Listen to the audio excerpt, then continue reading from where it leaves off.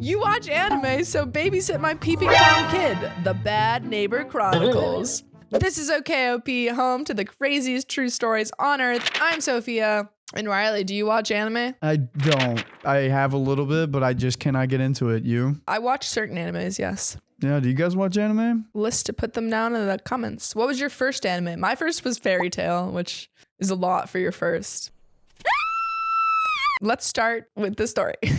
Totally Too Less 242 says, this happened a few years ago, but to this day, hubby and I still share the stories of the two terrible women that haunted the complex when we rented our first real apartment. This is a story from the Tish saga. Did they have a fake apartment before this? No, like their first real apartment together. Oh. We met our upstairs neighbor, a mother whom we'll call Tish, and her 12-year-old son, whom we'll call Jay. The very day we moved in, it was raining, so it was odd to find the pair standing at the foot of the staircase that led up to their apartment, which was directly above ours. Tish told us that Jay wanted to ask us a question. Jay pointed to the clothes basket in hubby's hands, which held our PlayStation and Switch. He told us in the sweetest, most polite voice that he'd been watching us unload our truck and had seen the consoles, and he asked us if he could borrow one of them. No. Hubby was and still is understandably super protective of his things. And even if my Switch wasn't brand spanking new at the time, there was no way I was going to loan a stranger of any age a $400 console. We gently declined. So they were just like, give us these things for our kids? Yeah, he was like, can I please have your Switch and your PS4? No, that's weird. I don't even let my brothers like play on my phone. I barely let Sam, I do let Sam because he got it for me, so Sam can have it. But everyone else, I'm like, you gotta be very careful with it. What? Your Switch? My Switch. Oh yeah. I didn't preface that. We keep it downstairs and play games on it. Tish quickly scolded Jay as if she hadn't known what he'd intended to ask us. But Jay didn't seem fazed by the rejection. Instead, he smiled sweetly and told us he'd run upstairs to get something to trade us for a console. Tish, apparently oblivious to her fury just seconds before, smiled like this was a great idea. But because it was raining, Jay slipped on the stairs to their apartment and grazed his leg. What proceeded was what can only be described as the monolith shattering screams of the elder blood. Hubby nearly dropped the clothes basket in his rush to help the kid, but Tish pushed hubby aside, grabbed Jay by the arm, and dragged him upstairs, shouting at Jay for being so rude. This is not a healthy relationship between this mother and child. Something's going on with them. They're weird. Hubby and I were speechless, but neither of us would say what we really thought. Go get the deposit back from the landlord now. Give back the money. Anyway, Jay didn't bug us about borrowing a console again, but over the next few weeks, we noticed he was always hanging around outside our apartment. When we got home from work, he'd be sitting on our porch or in our lounge chairs. Sometimes he'd be playing in the grassy area. Oh, that was technically our lawn since we had to care for it. One day when we came home, we caught him peeking through our kitchen window. When hubby confronted Jay, Jay smiled sweetly and said that he just wanted to know where the delicious aromas came from. Tish never cooked, so he liked the smell of our apartment. Why did he say that? That's so weird. This kid is a freak. The delicious aromas. I don't like how much they're emphasizing how polite and sweet he is because it makes me think that he's really creepy. It's like that kid from Haunting of Bly Manor. Yeah, I hate that kid. What's his name? I've seen it twice. I don't know. I barely watched it. Flora and Darth. No, that kid who sucks. That's his name. F right in the Kokoro. Kokoro? What does that mean? Oh, it's a Japanese restaurant. What? Heart, because they watch anime. I watch a lot of anime. F right in the Kokoro, which means heart. It was hard to be stern with Jay. He was obviously invading our privacy, but he was also so sweet and well-mannered. It was actually a wonder he was issued from Tish's womb. Over the next few weeks, she'd proved to be quite selfish and negligent. Half the time Jay was playing in our grass, it was because she wasn't home and had told him to play outside so that he didn't mess up the apartment. This was always during the day, however, and the property was secure. Would I do what Tish did? Never. But since Jay was 12 years old and the neighbors were all very trustworthy, we didn't call social services. Like every day, I don't think you should be leaving a 12-year-old outside every day. No. I don't even know if I would ever leave a 12-year-old outside. What if they're on the farm? I don't know. But I grew up in LA. Like I wouldn't, like my parents were always, especially if I was outside, my parents were always like, home. I was always like wandering around like my little compound. Yeah. So it was cool. Yeah. But like there were no people. It was just family I around. feel like it's different when you grow up in like a city area. Yeah. That makes sense. Yeah. I don't know where they grew up though, but it seems like it's if there's apartment complexes. Mm-hmm. Late one night, hubby and I were getting cozy in our living room. Real cozy. We were watching a sexy movie. We'd had some wine and a nibble of a special cookie. We knew that even though we had blackout curtains, we were running the risk of being heard by the neighbors on either side and above. So we kept things quiet. Once we were done, hubby walked over to the kitchen to get a glass of water, completely ignorant of the fact that we'd forgotten to close the kitchen blinds. Uh-oh. When he jumped, I thought it was because he almost exposed his willy-dilly ding-dong, what is this, to the poor old lady next door or something. But no, hubby grabbed his pants and rushed back to the window, staring curiously, almost angrily into the darkness. He'd seen something, he told me. But whatever, or whoever it was, they were gone. We tried not to think anything of it, and we decided that we'd reserve our cozy activities for the bedroom out of respect for our neighbors and to avoid humiliation. Not long after, we began watching Dragon Ball Super, which watching it in the living room was preferable because anime is better enjoyed on a huge television and a great sound system.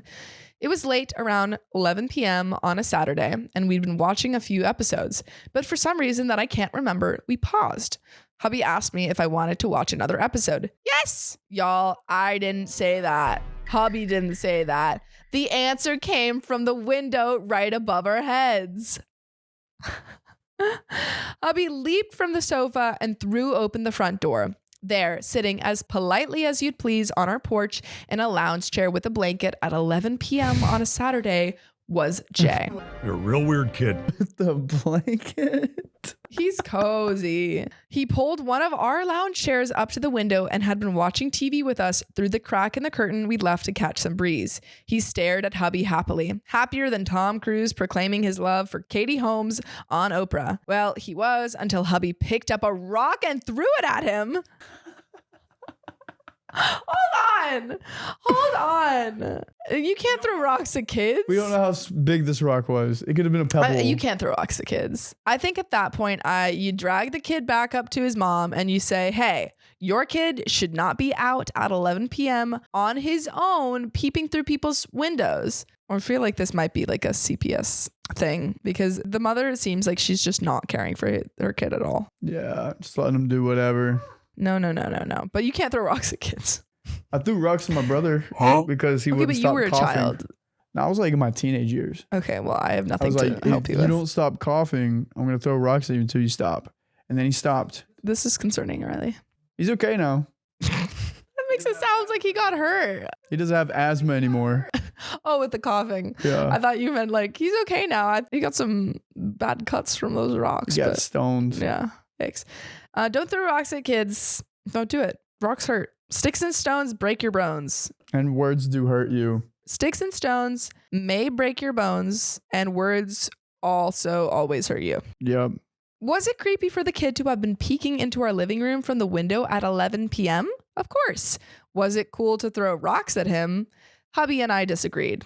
Being a teacher, I couldn't rationalize that level of retaliation against a child, no matter if he were Thin Man from Charlie's Angels level creepy.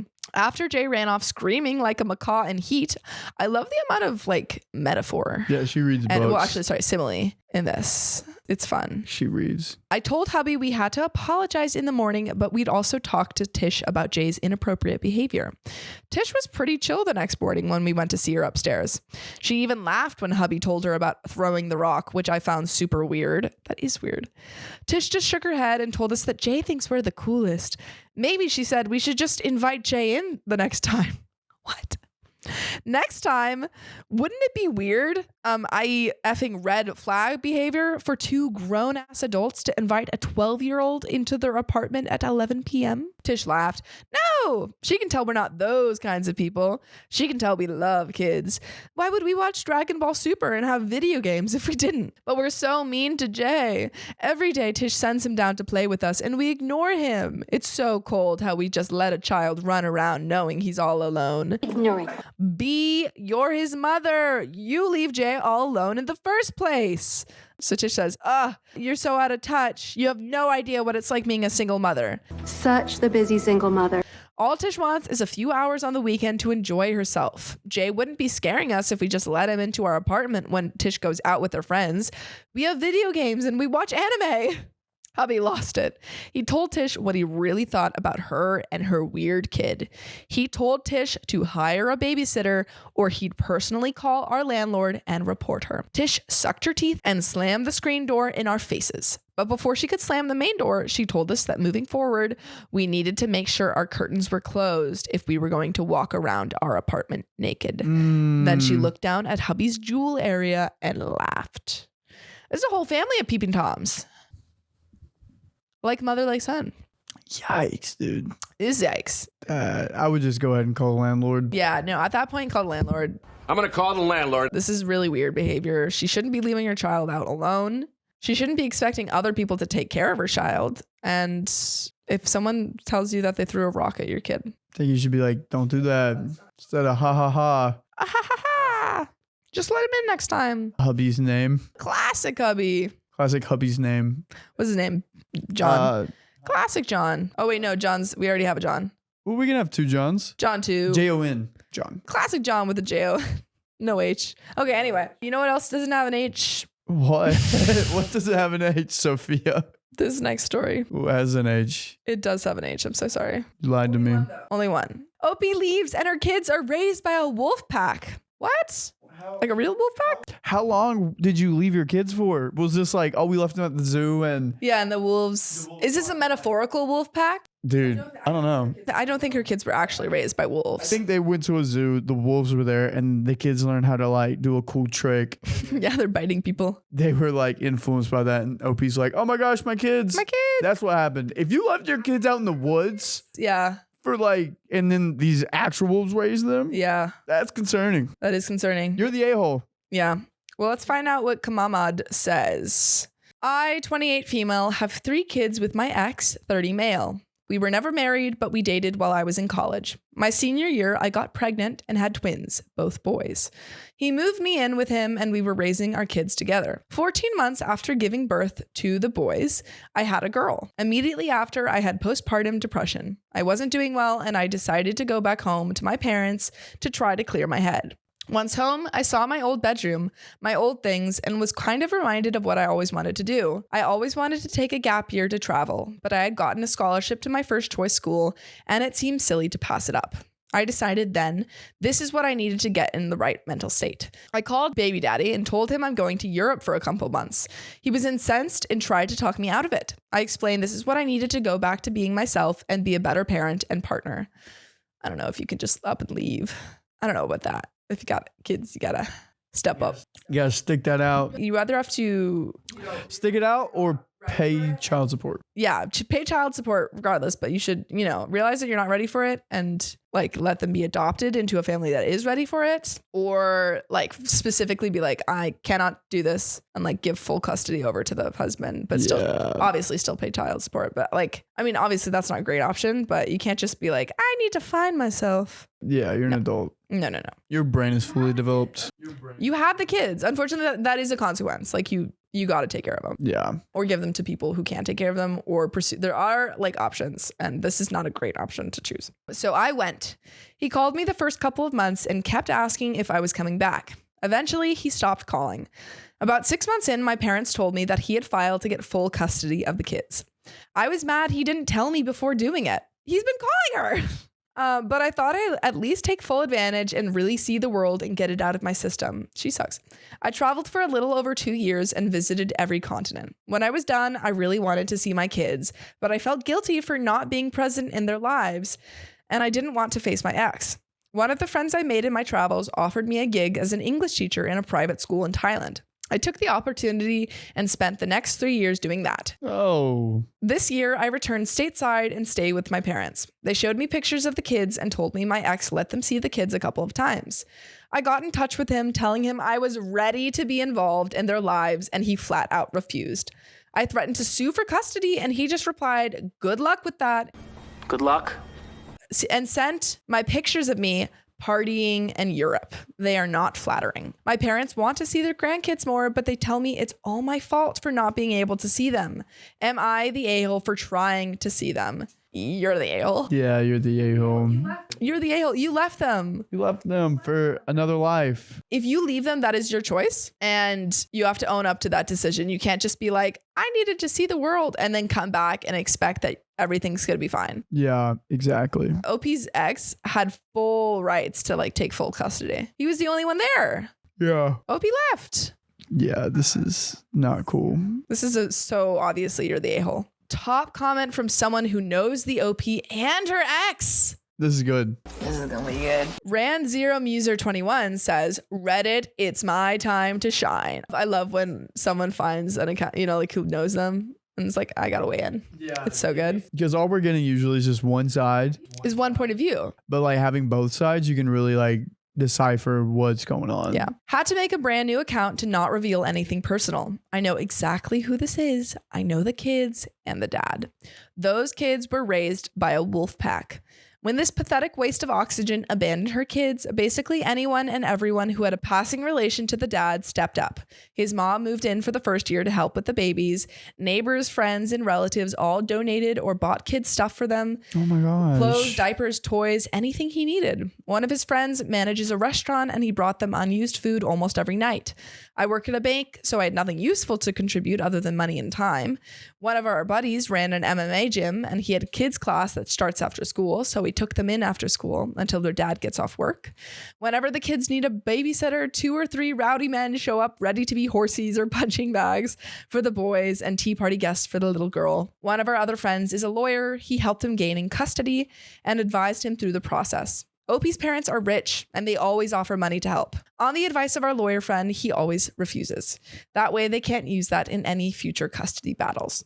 He didn't even let them introduce themselves as their grandparents, so they can't claim a relationship. Their dad is doing well now. Those kids don't want for anything. Every Sunday night, he hosts us to watch football and hang out with the kids. His daughter delights in serving everyone wheat juice. Wheat juice? I don't know what that is.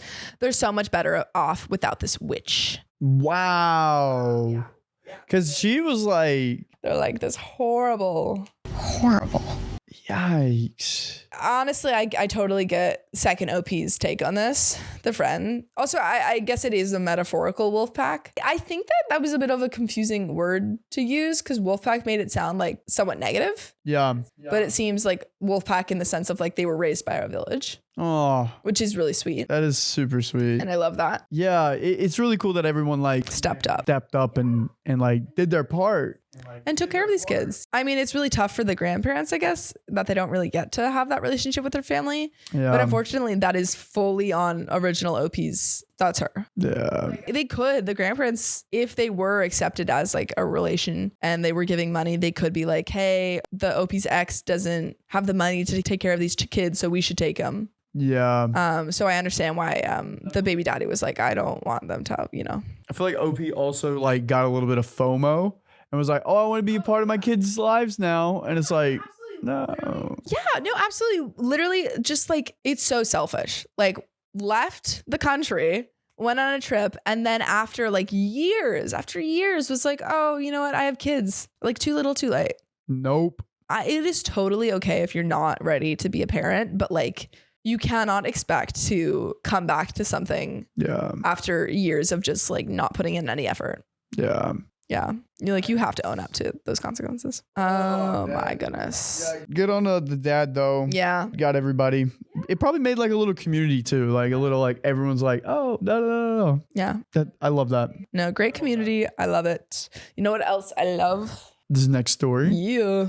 My very first petty revenge. Riley, what was your very first petty revenge?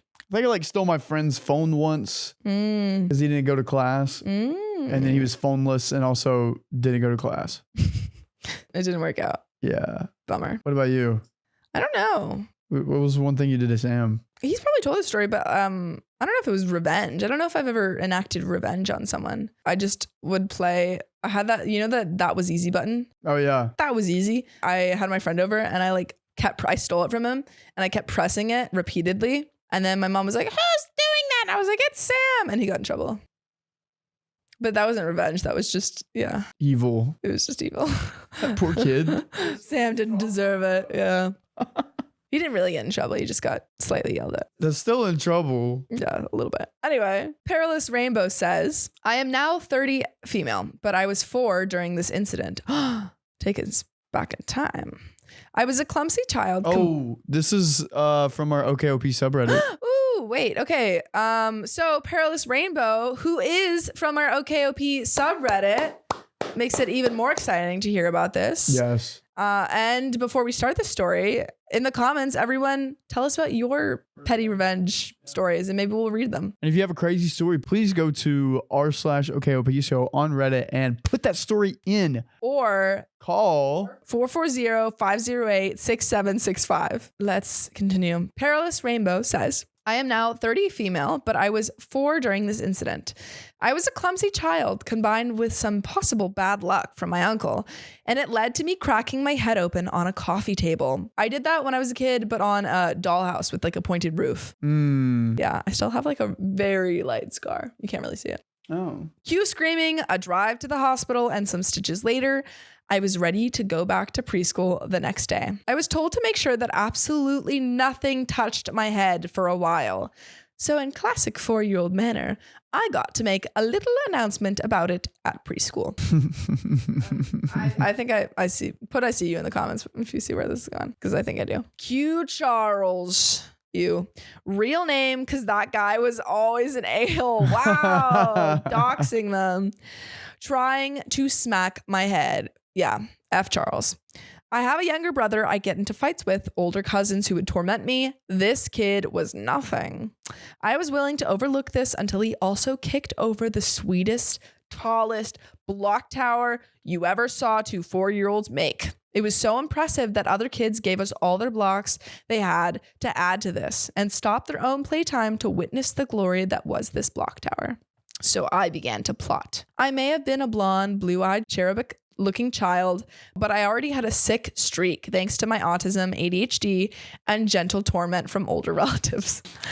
I come up with a plan and wait for outside time. Charles has continued to try and mess with me, and when they unleash the terror that is a gaggle of 4-year-olds, I get to my selected spot and wait. Charles comes running, and I trip him. I do it in such a way and place that no adults have witnessed me do it. It looks like he tripped himself. One of the teachers comes over and asks what happened.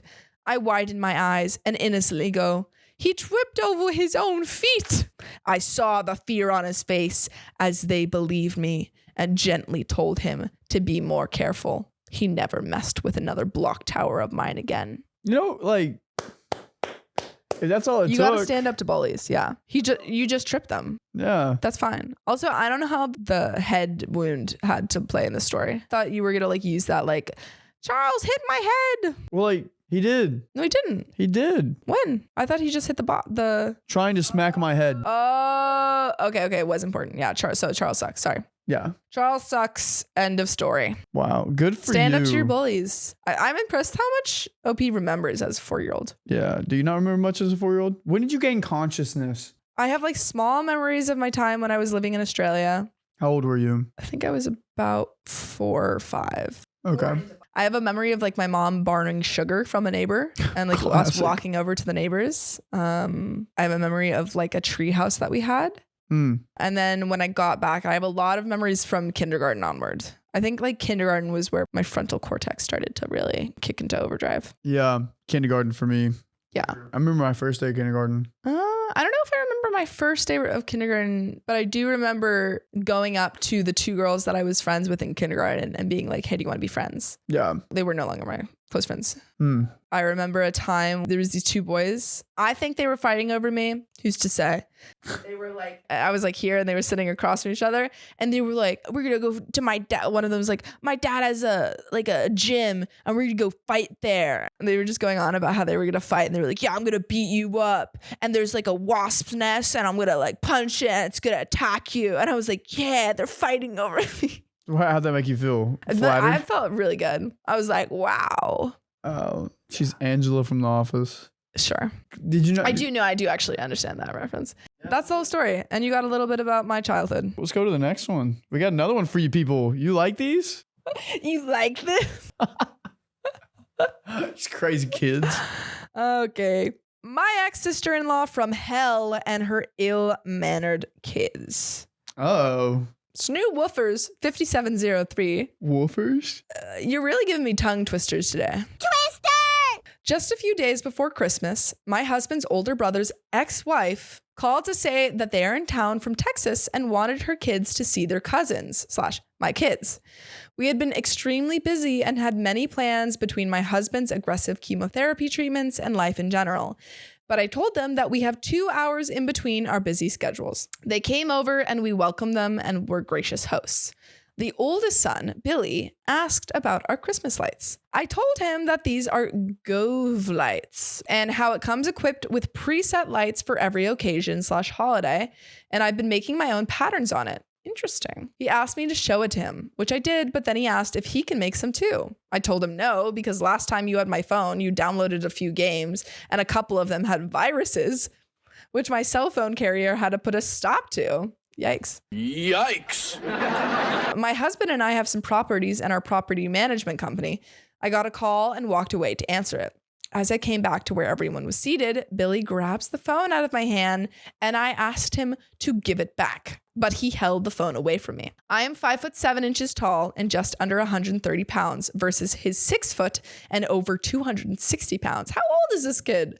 I thought he was like a child. This seems like an adult or a teenager at least. Yeah, they're at least teenagers playing football right now. Yeah. My husband walked over and grabbed it just as rudely and told him never to grab things out of people's hands. Well, the mother Barb didn't like that. She has said this many times that we don't like to say no to our kids because there are too many no's in the world. Whoa. No. There are certain things that you don't have to say no about, like following your dreams, you know? Yeah, don't be like, no, don't do that. But like you can say no to when they're rude. Like, hey, buddy, don't do that. Yeah. If they slap someone, no. I don't like that parenting technique. Oh my gosh. Meanwhile, Billy is throwing a temper tantrum while Nick, the second born, couldn't keep his hands off the candy jar. I got this candy jar that is like a tree with 5 glass jars. I filled it up with colorful candies and I had sealed it so we don't have temptation to have some.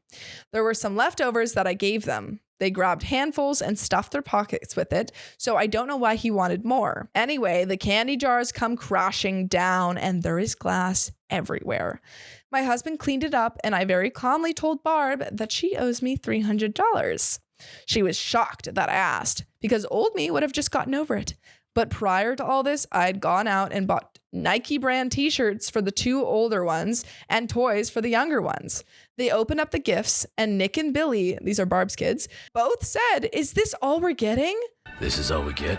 So after the candy crash, I went off on them, beginning with, "What do you get from my kids? A couple of small card games? Did we say anything about it? My kids thanked you and went about to play." They left in a huff because I reminded them that we had prior commitments. Hopefully never to see them again. Barb left my husband's brother after she lost 80 pounds. My brother-in-law is now deceased. So done with selfish. She sounds like a nightmare. Wait, what? Barb left my husband's brother after she lost 80 pounds and my brother-in-law now deceased? Yeah, it seems like she had left the husband's brother before he died. And now he's passed away. Oh my gosh. Well, she's horrible. It sounds like these kids are older. Yeah. Like they don't sound like, I thought they were younger, but then like based off their heights, they don't seem that young, which is crazy. Like they should know better. This is pretty whack, my dude. No, at least they only had to deal with them for 2 hours. Anything longer would be crazy. One of the best days of the year. What's the best day of the year? Well, like holidays, where when you're around family, you have to deal with them. Oh, yeah, that sucks. Update. My ex's sister from hell and her bratty kids, and now Barb's mom. Uh-oh. So a few weeks ago, I posted about the ex-sister-in-law and her kids coming over. They left, and we went to my cousin's house where we had plans for Christmas. Within a few hours of that, she, as in I think Barb, started calling and texting me nonstop. I didn't take the calls because I figured she was mad that she had to pay $300 to me. Sunday night, I got a call from Barb's mom. She made small talk and almost immediately asked me if we can help her out by watching the kids for 4 days because Barb wanted to whisk her new boyfriend to go on a cruise on Easter. I told her that we can't do that. She just wouldn't listen and kept trying to make me agree. I told her that my husband has stage 4 cancer and he will be getting chemotherapy. And Easter break, we have plans to go somewhere as well. Whoa. That's whack. Also, I don't understand why the mom can't take care of them. Barb's mom. She probably doesn't want to handle all 4 of those kids. Yeah, but that's so weird to like call up someone else and be like, hey, I don't want to babysit these kids. Hey, babysitting sucks. That I was told to babysit. Can you do it?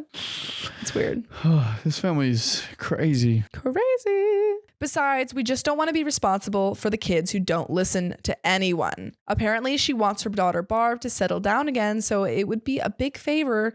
And since I had blocked her in all social media and cell and home numbers after she had started bombarding us with the calls because Barb's hotel room is messed up and she and the kids had nowhere to go and had to drive over an hour to get to a relative's house. If I had answered the phone, I could have left them in my house while we went to my cousin's.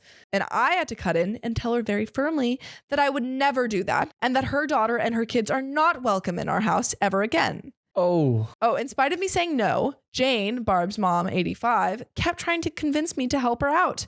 I told her, Miss Jane, I am going to hang up now and will not discuss this any further because we have a life too, and she and her family can help Barb, but not us. And I hung up. Not this time. She called again yesterday and asked if I had given what she had asked a thought. And I said, my answer is still the same. And that is a big, fat no. yikes. Yeah. No, these people are really entitled. Yeah. Yeah. The children are too old to be acting that way. It's not OP's responsibility and their family who are dealing with like their husband going through chemotherapy, which is like a really hard time, and then have to deal with these like horrible kids. Nah. Like what is Barb doing for the family? Like, is she even like helping out or anything? Existing. Honestly, she should be asking if OP needs someone to watch the kids. Yeah. Because like this is such a hard time. I don't like Barb. This is not, yeah. This is not it. L Barb. L Barb's mom, Jane. Yeah. Poor girl. She's like 85. Yeah. And I get being 85 and being like, I can't take care of these horrible kids, but like, it's not a piece of responsibility. yeah. And another thing I don't understand is like, I know Barb's like husband like recently died, but she's like, I want her to settle down. And like hearing that, I don't know if it was the relationship recent. between OP Yeah. and the brother-in-law, but like that would be kind of like weird to hear. I don't know if it was recent. It didn't say, because it seems like they split up prior to his death. Oh. So it might have been some years, but still, she sucks. Yeah, that would be weird. But you know what doesn't suck? What's that? This next story. Whoa. And this is the final story. The final story.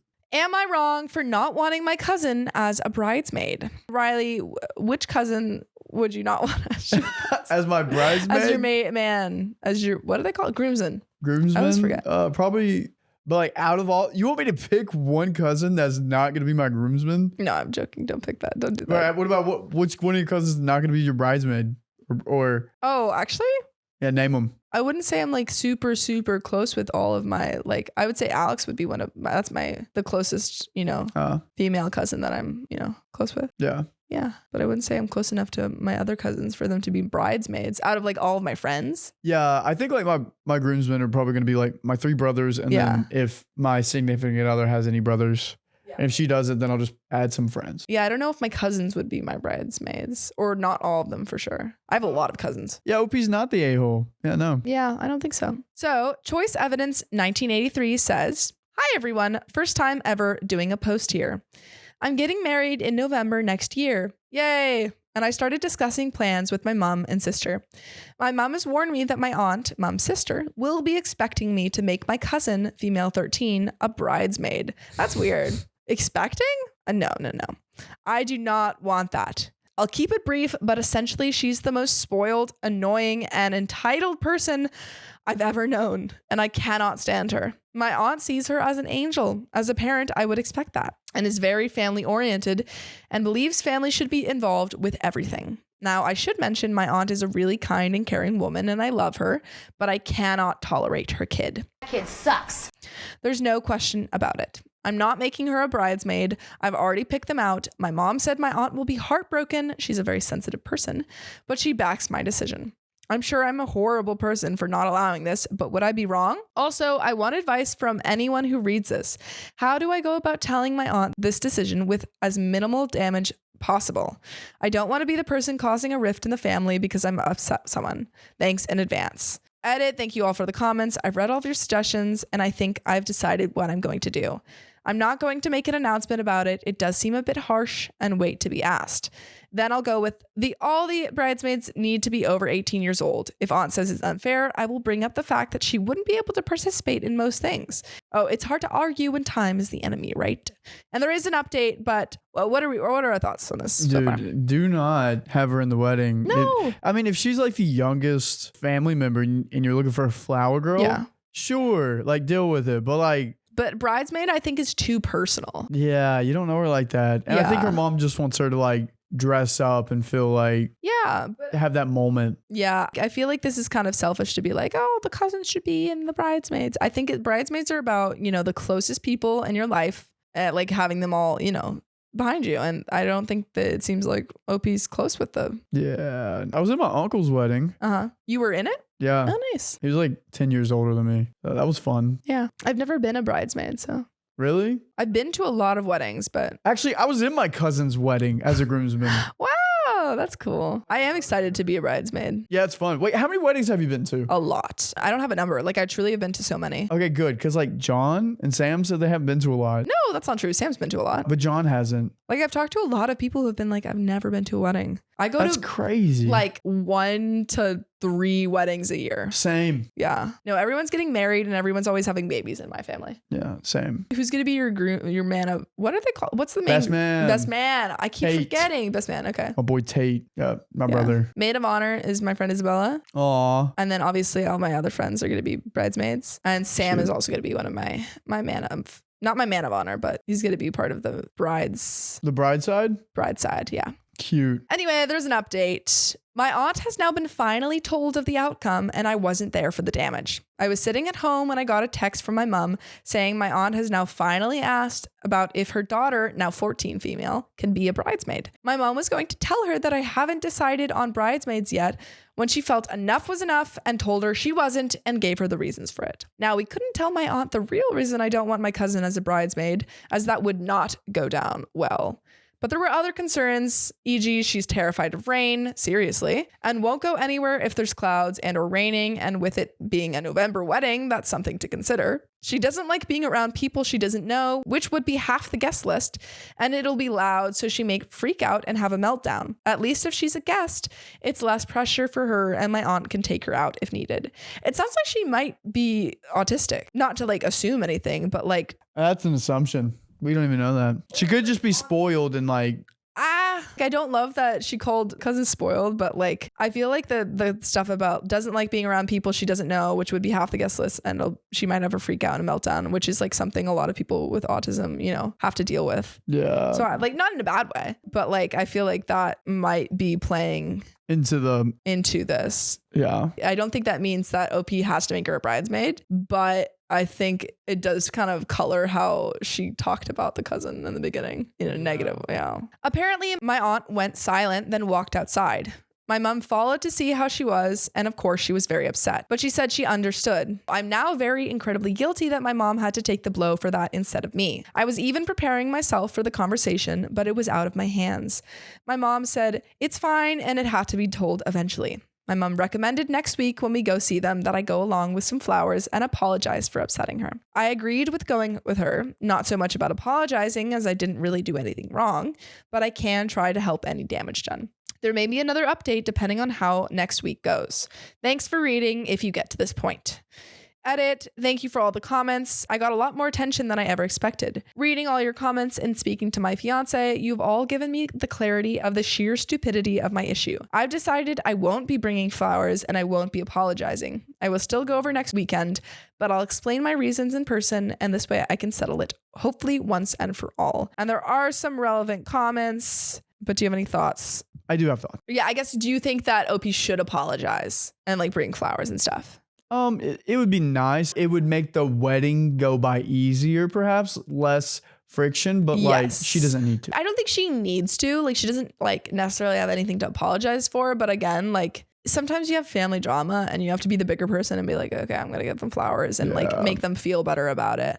even if you didn't do anything wrong. Yeah. So I think that could be helpful. But there are some relevant comments. Catkin11 says, from your description, it sounds like cousin is autistic. In that case, it is doing her a favor by not putting her in a position which would be torture for her. The things that you described aren't someone being bratty, and I know you can't diagnose over a few sentences on a post, but if you can think of cousin as someone who is not acting out because of entitlement, but because she gets overwhelmed and can't cope, it might improve your relationship. Your aunt is probably sad because she wants, quote, normal life experiences for her daughter. It sounds like she's not mad at you, but disappointed that her child is not able to do things that others are. My son was not diagnosed until he was about 12 because at the time they did not recognize a spectrum and he could speak and do things. There was not a lot of help or information in the 90s. I feel so bad now about making him go out to events, thinking it would help him overcome his problems, when in reality, I was just making him do things that were painful for him. If your aunt has not gotten her any professional help, maybe you can show your mom this and she can find a way to talk to her about professional help. It is tricky because it can come across as criticism or saying that there is something wrong with their child, but it would be absolutely in your cousin's best interest. Let your mom handle it when she feels the timing is right, though, as you have enough to deal with. OP says, you're right. She has Asperger's and she was diagnosed with it back when she was like 4 or 5, I think. She does get support for it. And I would definitely agree that she probably wants her to experience normal events. Even more so as I'm more likely the only person in our immediate family that will be getting married for the foreseeable future. So she probably knows this may be her only chance. But I think that is fair of the aunt to be like, I want her to experience this stuff, but also like no one's entitled to be a bridesmaid. And also it doesn't seem like the cousin would enjoy it if those are things that affects her. Like that wouldn't be an enjoyable time for her. Yeah, no. So I don't think it like you can force it on the daughter. Yeah. Another comment from Fair Hedgehog 2832 says, if your issues with her stem from the symptoms of her disorder, your comments about her being spoiled, annoying, entitled come off as very insensitive. You're allowed to not want or have a sensitive neurodivergent teen as a bridesmaid, but you phrased it really badly. Nikki says, autistic kids can also be brats, independent of their autism-related issues. Although the two might be connected in a different way, I've met 2 or 3 autistic kids who are also unholy terrors because parents refuse to address their bad behavior. Everything was swept under the rug of they have autism, they don't know any better. You can't expect them to behave. For context, I used to be a teacher in a private language school, so I had to deal with those kids and their parents in a professional capacity. Fair Hedgehog responds, absolutely, that's why the first part of my first sentence was trying to exclude that. If it's just autism symptoms that make her call her names, it's pretty insensitive. Oh, so if it's just OP looking at like the symptoms of autism and then calling her spoiled, that would be insensitive, I think is what they're saying. Gotcha. OP says, I understand your comment and it can come off a bit insensitive. However, she is a very spoiled child. Her autism isn't actually the issue here. Okay. I could write for hours of what I've heard or seen, but I'll try to condense it. My aunt and child tried for years to have a child. She finally arrived, though it was a very sad event, which in respect of my aunt, I won't go too into it. My aunt has always been a softie, so she made sure my cousin had manners, but never did any discipline, as she never wants her sad. My aunt excuses any form of bad behavior as autism related, so she never reprimands her for it. She buys everything she could possibly think of for her to the point my cousin will demand something and will lose her mind if it's not bought straight away. Gotcha. When we have our weekly catch-ups, she tells us all to shut up so she can talk and gets very upset / angry if any discussion is not what she wants to talk about. I see. Yeah, that's what I was thinking. I still think the wording of the original post could have been phrased better. Yeah, it seems like this child is still spoiled. No, I think that it's just, this is on the parents. You got to raise your kid better. You have to. And there is another update. Hi, everyone. First of all, thanks to everyone who helped me with their comments with my last 2 previous posts. This is a very minor update, but I finally got the courage to speak to my aunt today and able to place a boundary. I didn't do the flowers things. Ooh, interesting. Ooh. It went a lot better than expected, and my aunt said she completely understood it, and it's my wedding, so it's my decision. I think the shock of it more than anything was what upset her. My cousin isn't even aware of what my aunt was hoping for, so we don't have to worry about a fallout with that. We're still on good terms. Oh, I even said I would completely understand if she hated me, but she just laughed, saying that would never happen. That should be the end of the saga, and I can continue to plan the wedding and get all excited for it. Thank you again from everyone. Wow, for everyone. That's so good. That's happy ending. I'm glad. Yeah. Yeah, I'm glad that the aunt was chill with it. Besides the problem of raising her child, I think she seems cool. Yeah, the aunt, she just seems like a very nice person. So she's like having to figure out what that looks like. Yeah. And of course, it can be hard trying to raise a child that you don't like, you're not prepared for. But I think you just kind of like, as a parent, you can't give your child everything they want. Yeah. You can't. Yeah. And you have to like do the research on it, like figure out have to be ready for a child with any amount of, or anything, I guess. You have to be ready for anything. You really do. Figure it out. Yeah. Like that's just the way it goes. Yeah. You got to do your research when it comes at you. Yeah. Good on OP for clearing it out and not like. I think OP could have given flowers. Oh, yeah. Like, I don't think it was like, you're admitting defeat or, yeah, that's a good point. But like, it seems like it worked out anyway, and I'm glad that they were able to talk it out and stuff. Am I the a-hole for getting angry with my neighbor's kid for their friend being loud? That's too loud. I'm angry. I'm calling the cops.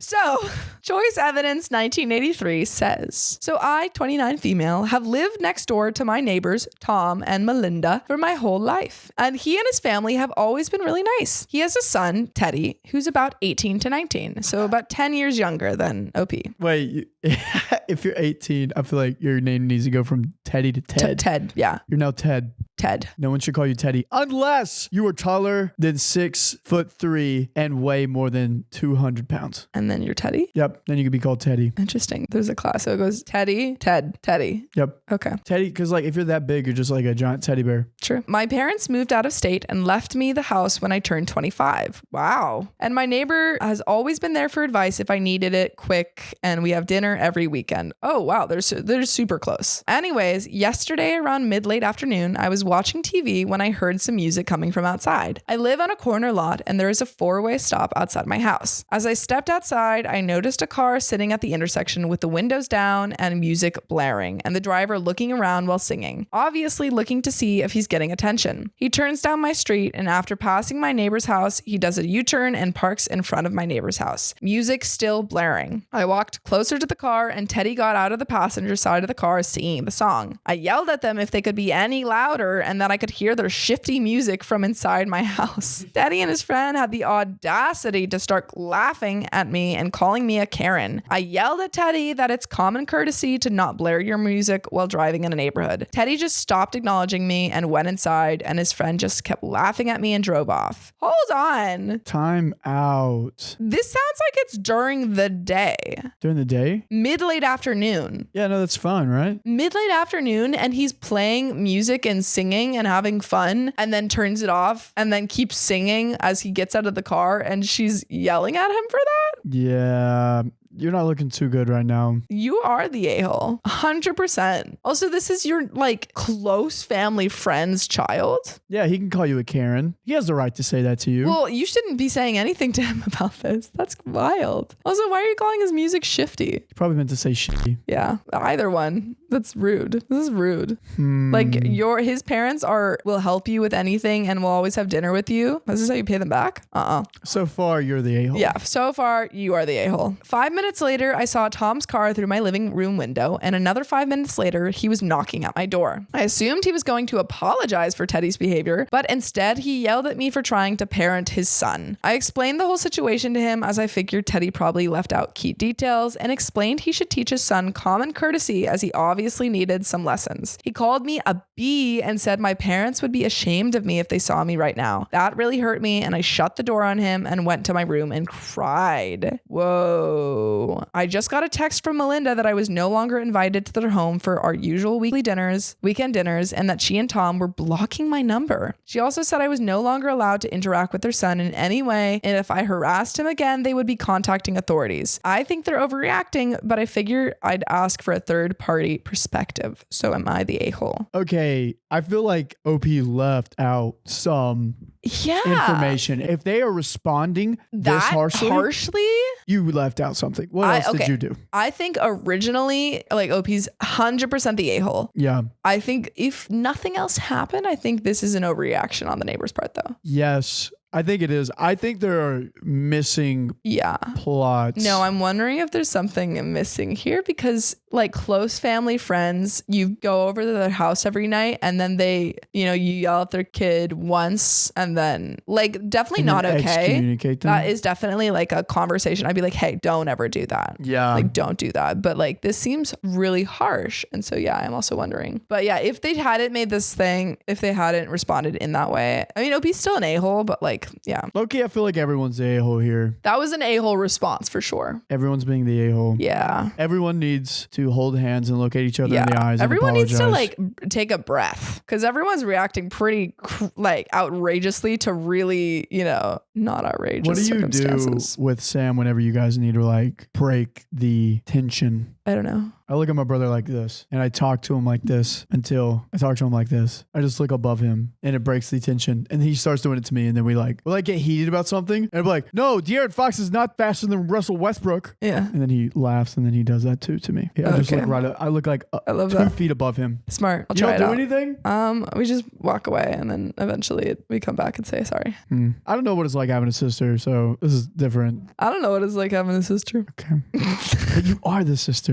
I don't know what it's like having one though. Yeah, but okay. Go on. I'm my own sister. Relevant comments. AJS Tross says, it was the middle of the afternoon, not 4 a.m, and you actually walked over to their house to confront a couple of teenagers for basically being teenagers when the presumed offending teenager, the driver, was leaving anyway? They weren't harming anyone, damaging any property, or driving recklessly. It seems like everyone overreacted here, but since you're asking about yourself, you're the a-hole. Yeah, I think that sums it up really well. Everyone's overreacting, but if we're asking whether OP's the a-hole or not, they are. Yeah. OP says, time of day doesn't matter. People shouldn't be going through neighborhoods blaring music, period. It's rude and annoying. Also, the length of time he was there is also irrelevant. Wrong is wrong. It doesn't matter how quick it is. It's still wrong. What do you mean it's still wrong? It seems like this was a very brief moment where he drove through the neighborhood, got out of the car, and was singing a song. I have done this. OP, hopefully this does offend you. Yeah. But you sound like the type of person that needs to be upset about something to go on with your day. Yeah, like you're watching TV and you hear someone like playing music and you're like, ah! That's weird. That's whack. It is whack. Like I've had neighbors who blast music until, 2 a.m. and I don't say anything.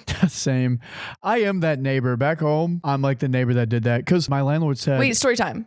Okay, story time. Okay, story time. Okay, so because I also have one. Jamboree Junket says, you're the a-hole. You need to look up your town's noise regulations because noise in a neighborhood is to be expected. Loud music under a certain amount of decibels is to be expected. The kid would have left, and how loud or not they listen to their music in the middle of the day is none of your business if they are obeying the noise regulations for your town. You should not have gone and yelled at a kid, regardless of how well you know the family, because you are not his parents. You should have calmly talked to the parents about how loud it was later when you weren't upset. You owe them an apology for verbally assaulting their child. That's not a reasonable thing an adult does. OP says, I didn't verbally assault him. I told him to have common courtesy. I may have been louder than necessary, but I didn't use any demeaning words. If you were yelling at a child, it doesn't matter if you weren't swearing at him. You were still verbally assaulting him. Yeah. Mortuary Maiden says, you're the a-hole. It wasn't even 5 minutes and the driver was dropping Teddy off. Had you waited just a little bit, the problem would have resolved itself. Also, they flipped and ended the friendship rather quickly. Perhaps there's been other incidents in the past you didn't mention. Yeah, that's what we're wondering. OP says, this was the first time we've ever had any trouble. And there is a little baby update. Why is OP not seeing that they're in the wrong here? That's what I was going to say. Like, people are like, you're the a-hole. You're the a-hole. And OP's like, no, I'm not. No, it wasn't my fault. Like, totally not accepting responsibility. Yeah, the only way that you're not the a-hole is if it was 4 a.m. Yeah, if it's 4 a.m., everyone would be mad. Yes, yeah, absolutely. And then I'd be like, yeah, no, I totally get that. Why are they blasting music at 4 a.m.? But there is an update. Oh, boy. I get it. I'm the a-hole.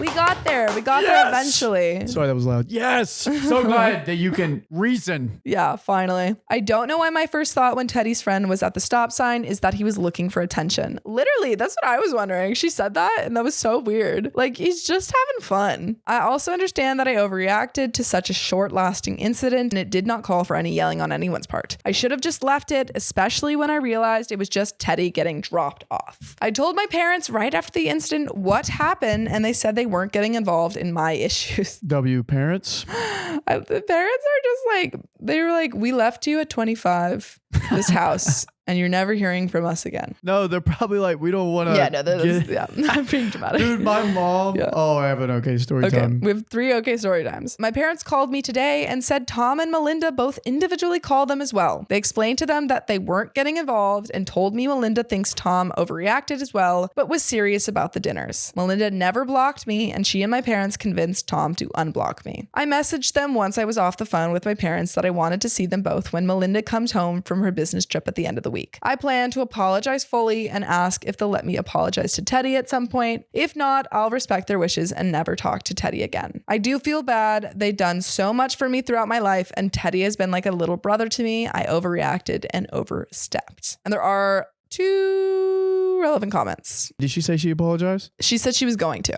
Good. Yeah, we don't know. I'm glad that she's recognized the error of her ways. Yeah. And I guess we'll see if the neighbors recognize that they overreact. It seems like they did recognize that they overreacted a little bit, but they're still like, I don't want to have dinner with you. So we'll see. Leading Simple 3568 says, in original post, you talked about Teddy like he was a stranger. Now he's like your brother. Seems sus. OP says, I was in a place of anger at the time. I always thought of him as a brother. Maybe they thought about him so much as a brother that they were like, I can go yell at him. Kam Hanuk says, it still seems suspect. He's over 18. Why are you waiting on the parents' permission to apologize? Quote, never talk to him again based on what other people say? Did they say Teddy asked you to never speak to him again? Or was that also an overreaction on their part? Someone needs to stop overreacting in all this. Teddy's parents seem more like your parents' friends than yours, so the immediate blocking makes sense to me. But letting them dictate your behavior sounds like an extension of letting other people piss you off so easily. 2, that it's on someone else to manage. I hope that makes sense. Feel free to ask what I mean, but I don't actually suggest cutting relationships off based on someone else's say-so for my main point. Opie said they never mentioned how Teddy felt. I'm asking out of respect because they don't want me talking to him. I could talk to him, but it would be basically going behind their backs and risk getting them mad at me again when I'm trying to fix my first F up. Plus, it's also to see if he's willing to forgive me and wants to keep in contact or not. Yes, and that's where the story ends. So we don't know if they apologize. I went to go see if there was an update, but I don't think there was. So many people downvoted her comments. Yeah. Like one of her comments had negative 336 downvotes. Wow. Yeah. Yikes. Yeah, I guess at the end of the day, I think OP was the a-hole for what they said. But I do think that the response on the neighbor's part feels like an overreaction. Yeah. Especially if they were so close. I'm like, yeah, it feels like a very quick, like everyone has a bad day. OP was definitely in the wrong. Should not have done that. Not cool. Not cool. Yeah. Like I feel like if they had been like, hey, like they could have, I don't know. I feel like if they had responded slightly differently, I would be totally on their side. And I'd be like, yeah, OP sucks. The B word. Yeah. What the heck? I don't love that. I only use the B word in fun ways. Yeah. I don't think men should ever use the B word negatively towards women. Yeah. It should always be fun. Like, please. Yeah, that's pretty. Yeah, so there we have it. I have a story about being loud. Okay, go. My brother and I, whenever we got an apartment together in Tennessee, we're probably the worst, like, neighbors. Because, like, my landlord said, oh, yeah, it's soundproof. It's a condo. And I'm like, great. And then I mistakenly told my brother that. And we live, like, wall to wall to people, which you can't really hear. Yeah. It takes a lot. But, like, me and my brother, we're probably very aggressively loud. Yeah. Like, the way I play music in the mornings, that was, like, middle of the night. Yeah. Oh, my God. And, like, my brother, the first 6 months of moving in, he would play video games until like 4 o'clock in the morning. That would drive me nuts. We didn't have internet at our house. Yeah. In North Carolina. Yeah. Until like 2023. Yeah, so you were like, I gotta use this. So he's like, I'm playing Fortnite, playing with friends, smashing the table. Yeah. It oh my God. Drive really me crazy. bad. But like our neighbors, I knew they didn't like us, but they never said anything. That's interesting. But they were like, I think they are Hispanics. Like, I don't know. They might have been like, felt weird talking to us about it. But they had kids over there. My brother said, I hear the kids all the time. But I'm like, I do hear the kids run up the stairs beside of us, but I'm not going to say anything. Yeah. Because like, I'm very loud, so I really don't care. So you were both loud. Maybe you were just both loud. I would say we were way louder than they were. Okay. Because I mean, they have more kids, but I barely heard them. Yeah. But I was definitely way loud. I felt really bad.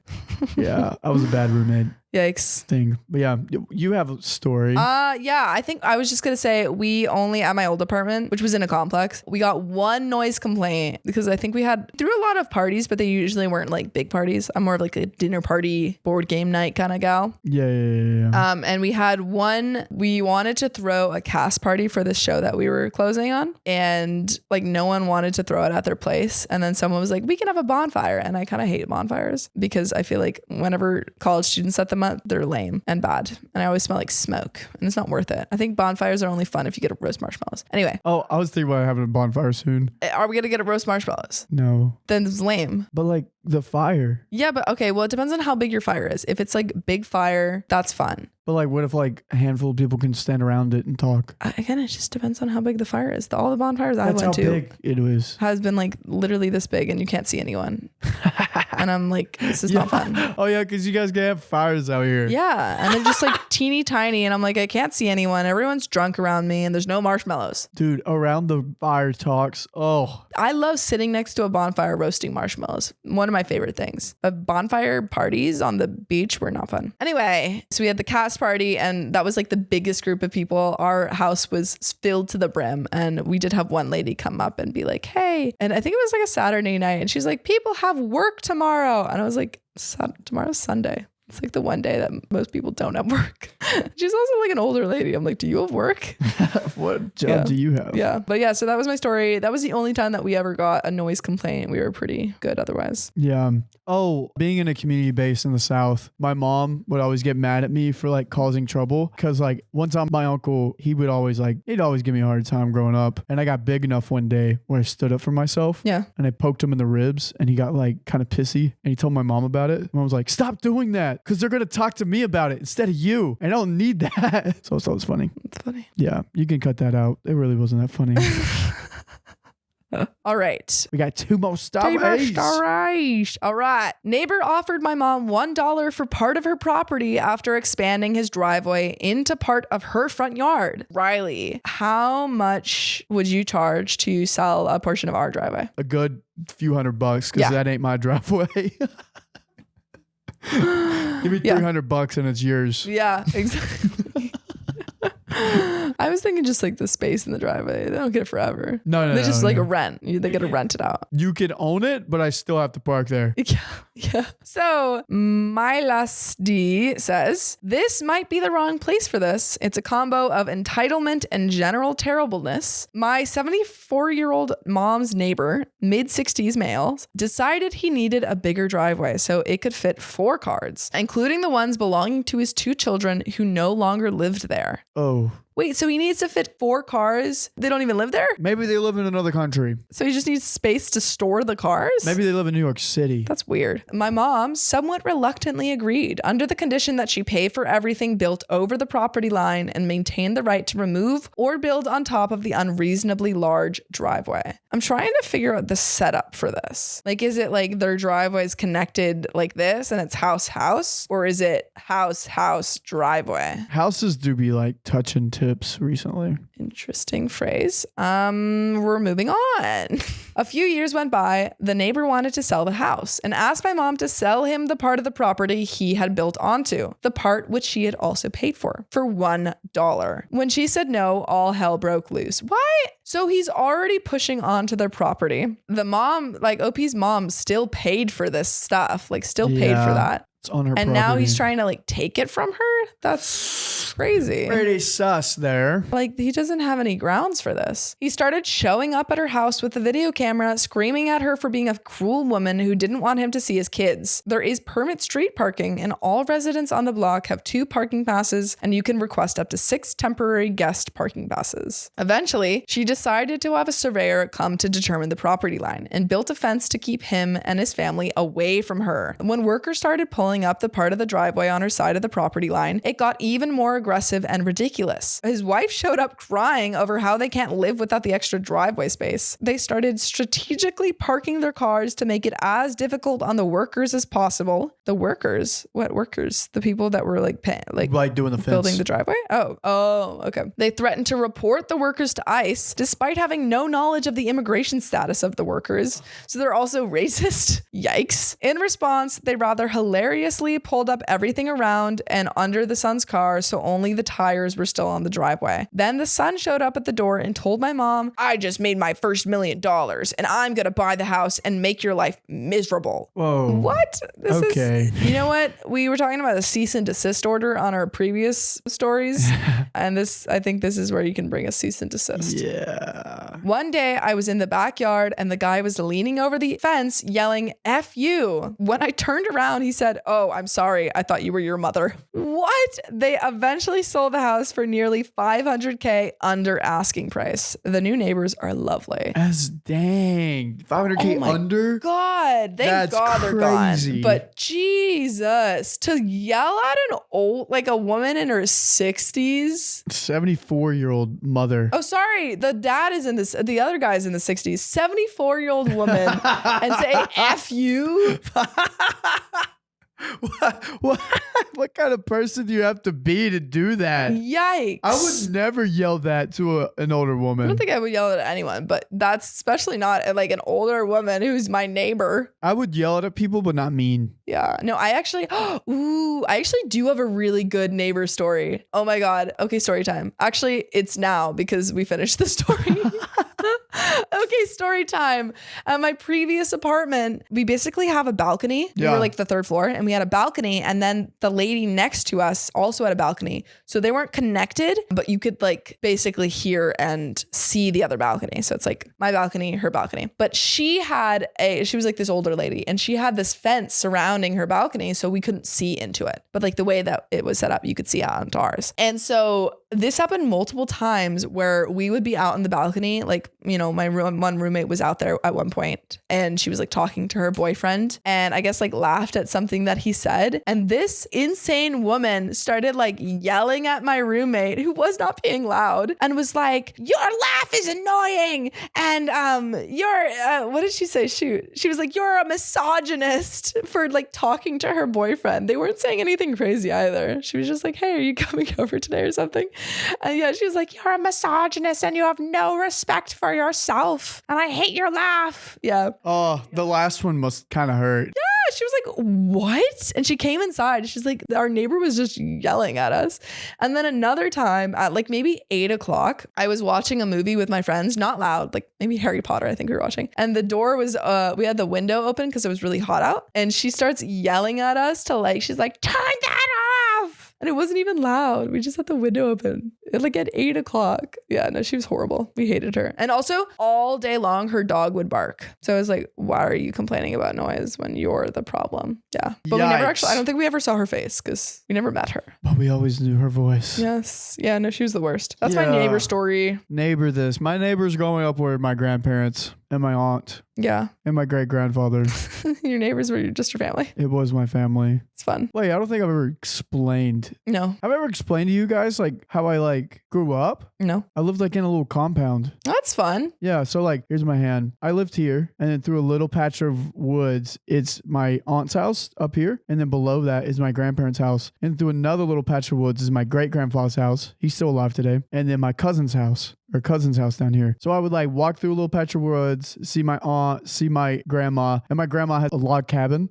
I grew up at a sawmill and like the wood is from our sawmill. Yeah. And then we would walk through another little bit. Awesome, actually. And be with my great grandpa. And we had like in between little compound places, garden, orchard, baby goats, garden. Yeah. I'm literally so jealous. Yeah.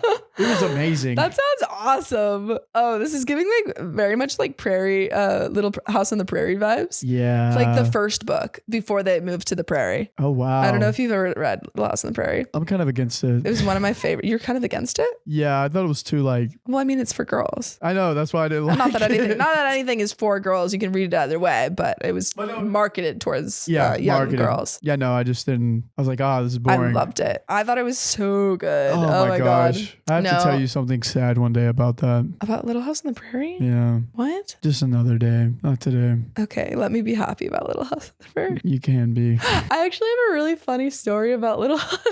I was in a college class on American literature because I was a literature major. And we were talking a lot about how in certain like books and stuff, how you have like, I'm trying to explain it, like stuff against Native American, like it was, you know, like portraying Native Americans in a bad light, or just having like the white settler story and stuff like that.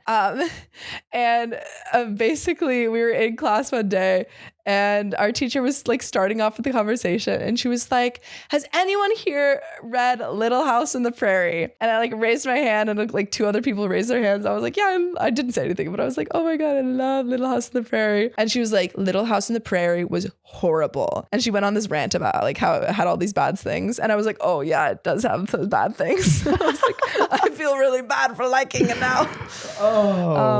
But yeah, no, it definitely does have problems because it was written a long time ago. Yeah, people were different back then. Yeah, but it was one of my favorite books growing up. Dang it, now I'm gonna be imagining the like comments of, oh, that sounds like you lived on Little House on the Prairie and I'm from the South. Come on, Sophia. No, Dang. Little House, no. Wow, you put me in a corner here. I meant aesthetically, not like the problem in Little House on the Prairie was not that they lived on the prairie or that they lived in a log cabin. Well, if it's aesthetically the same, then it's probably like the problems were probably the same. I don't know. I think it's just my teacher was mainly talking about how the story was written, how it was portrayed. Am I the a-hole for not letting my neighbors use my yard? Well, maybe you should stay off their lawn. But this comes from Odd Try 3520, who says, I, female 26, recently bought a house with my husband. Hey, congrats. Our house is a beachfront house with an amazing yard. Double congrats. Damn, they rich. The backyard is designed to basically look like a hidden oasis. It has a pool, a hot tub, water fountains on the side, and a small slide, all surrounded by trees and plants. They triple rich. Dude, the trees give us privacy from both houses next to us, but still gives us a view of the beach. God. Quadruple rich. The backyard is why we bought the home, and we already spend the majority of our time being back there, even when my husband works. The entire backside of the house is mostly glass, so it's also what we see when we are in the house. It is definitely the focal point of our home. Hey, sounds like a great backside to be a focal point. Oh, God. Yesterday, we started the construction on a new fence. The fence goes around the backyard with a gate only to the beach, so you either have to go through the house to go to the beach to get to our backyard. So basically, they've privatized the beach. They've kind of privatized their access to it, which I think in some places is illegal. It could be illegal. Yeah. I know in places in California, like if you privatize beach access, like this is a no-no. Do we call the feds on them? I think we do. Let's go. Eat the rich, baby. Swat them. We didn't think anything of it before I got a knock on my door this morning from someone who lives in the condos across the street from us. Might be correctly predicting this. Dude, my mom's an architect. What can I say? I'll be a little impressed, honestly. I have seen her a few times, but we never really talked. She introduced herself and then asked about what we were building in our yard. I just told her that we wanted to put up a fence before tourists start coming. This was recommended to us by our realtor. Mary, the neighbor, kind of looked shocked and asked if we were putting a gate on the front or anything. I said no, and that we already had a landscaper come and look to get more plants put around it. She then asked me if I could put a gate on the front. Your neighbor asking you to put a gate in front of your house. Depends on the laws. You might have to. Why? I'm curious why. So the public can have beach access, because if you don't have any gates, they won't be able to get into the beach. Oh, okay. So maybe if OP's house is literally the only access point or the land around it. Yeah, potentially. Okay. I didn't really understand this, so I asked her to clarify, thank you, when she explained that the previous owners would let people from the condo walk through their yard to get to the beach, because otherwise they would have to walk 5 minutes down the street to get onto the beach, where there are a lot of tourists. Our street leads to private beach, so there isn't many people. So basically, there is a way to get to the beach, but they have like a prime, beautiful shortcut directly through their land. Yeah. Directly through their land. which like it sounds like, oh, 5 minutes. But like if this is like a quick little 30 seconds versus having to go all the way around every time, I could see why a bunch of people are like, up in yo, arms. can I just let me just go through. slide through, you know? And also like, it sounds like the beach access is way better, but I guess you could like around and get to that same spot and walk along the beach. There's still access. It seems. She said that mostly everyone in the condo started doing this over the past few years, especially people with kids, or even letting their kids go to the beach alone. She also said that they would let people use their pool if they texted and asked. Bro. Yeah, the last people, like, they let us use their land, let us use their pool. Like, honestly, they just let us inside. We could use one of the rooms, help themselves to the fridge. Yeah, Fiji water, right? I really like Fiji water. That's what the last owners They had. got us a new maid. They took care of us some They masseuses. just would give us money every once in a while. You should really be like the last owners. I swear this is all 100% true. These owners just became Google. Yeah, This is crazy. I mean, I could see this person kind of lying to get their way, potentially. Honestly, that totally could be the case. I immediately told her that no one would be in my yard unless I knew them. She obviously got upset by this and then said that basically everyone in the condos would be upset by this as well. Well, it's my house. It's and my house. my rules, unless the rules are in violation of city codes. There you go. Unless the big man is coming for me, Yeah, I ain't serving you. I ain't serving you. This You're is not my walking house. on my property. That's right. You're not getting your stinky feet on my fresh cut grass. I told her that I understand why they want to use my yard and that it's just to pass through, but I hate the idea of people being in my backyard and having random people walk through, which I understand that.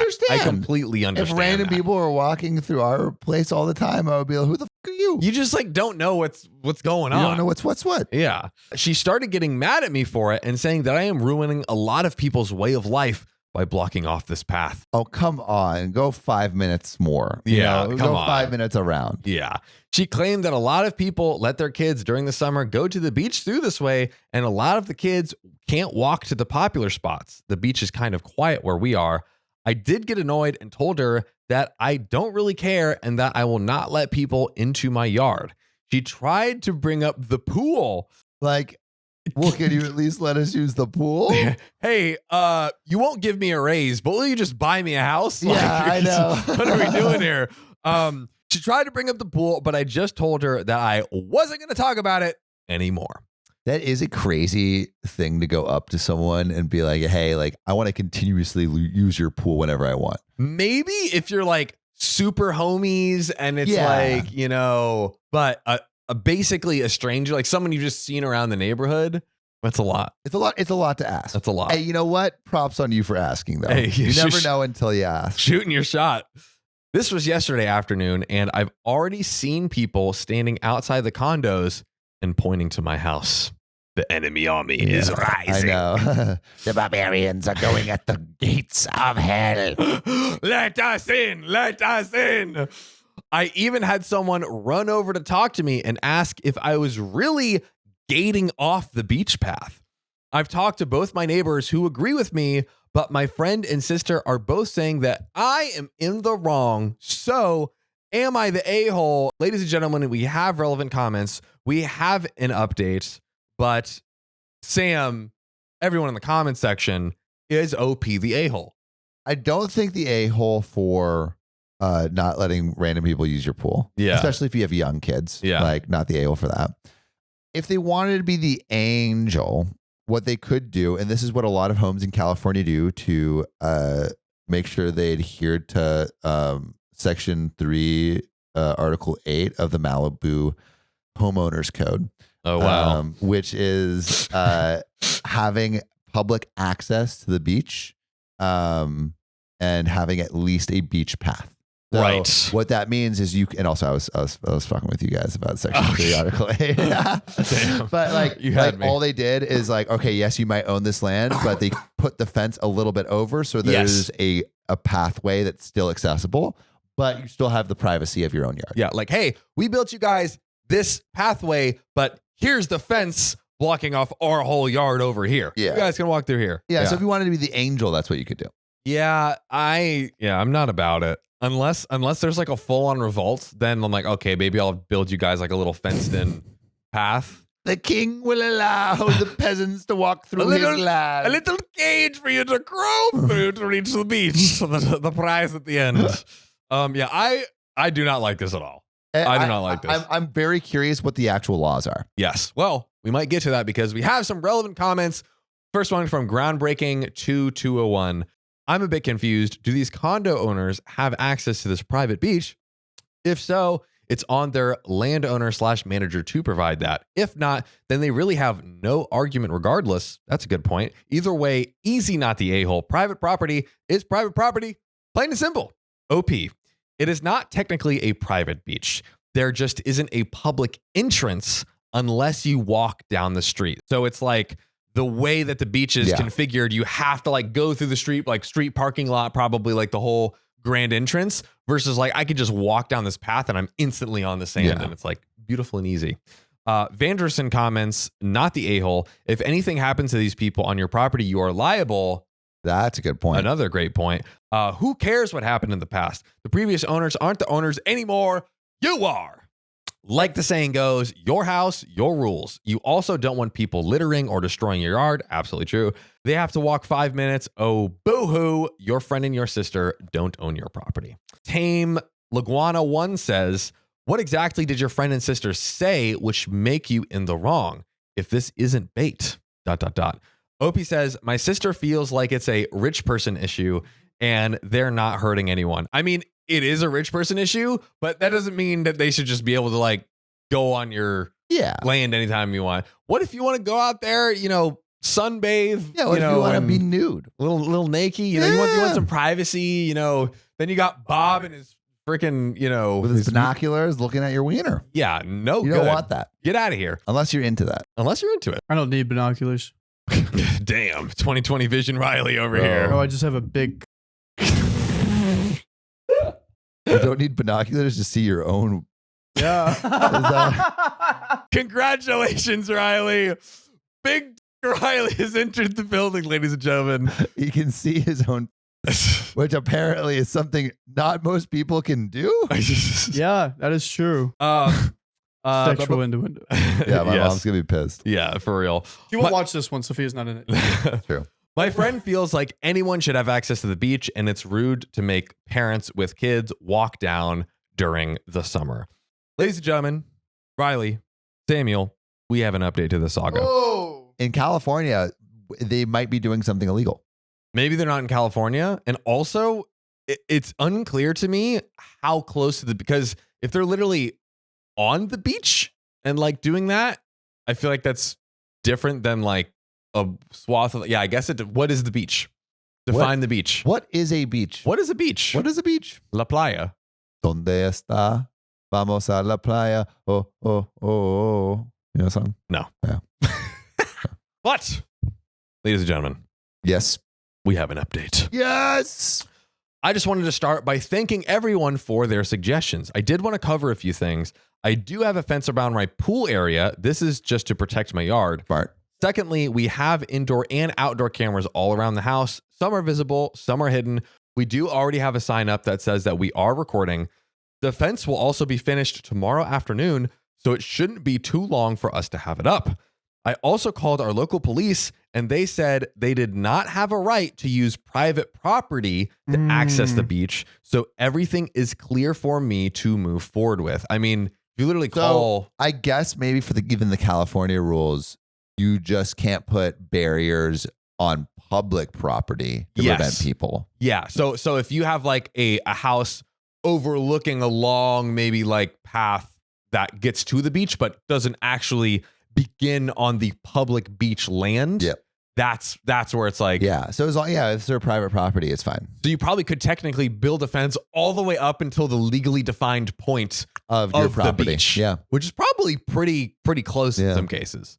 The previous owners had the house for 10 years and let only people use it for the past 3 years. So it's not long enough for any legal action to force me to give up my yard, per our lawyer. OP's dotting their I's and crossing their T's, it looks like. Wait, so if it was longer, they would have to give up their yard? There might be like, I don't maybe know. precedent. Yeah. That's crazy. Yeah, like you go to court and they're like, hey, this has been happening. I guess like if something's been going on for like 50 squatters' to 100 rights. years, yeah. Can you squat on people's That's beach access? insane. That's interesting. I called my realtor this morning and the owners called me after she talked to them and said a lot about the situation. They told me they only use the house as a vacation home. And so they did let people cross during the summer, but when they were there, they put up a sign telling people not to use the path. So when they're not on vacation there, they're like, hey guys, give us our privacy. But they're like, hey, look, if we're not there, go ahead. That's fine. We're not here. I have an okay story time about something similar. Uh-oh. Okay, story time. Stay till the end. They said they didn't let people do it at first, but when they weren't home, people just did it anyways. They also allowed certain people to use their pool only when they were in it themselves. It was never a free-for-all pool, and they never even put the cover on it before leaving. The previous owners did also say that it was smart to put up a fence and recommended calling the condo manager. Okay.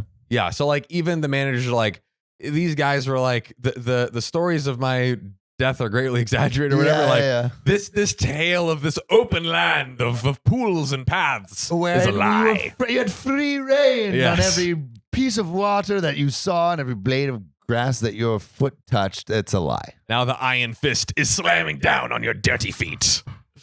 When I did call the condo manager, they asked if we could find middle ground because they know a lot of residents use my yard and kind of made it sound like they told residents that they could use the path, which like, that's crazy. It's OP's yard. And I bet they do. They're like, guys, we have amazing. Imagine they're like, we have exclusive access to the beach beach access. through this person's property. That is not ours.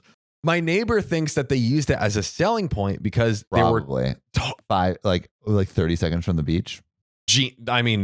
like terrible, but like genius. If it was legitimate, amazing, but like it's not. So yeah, The condo should pay them to take down a portion of the fence.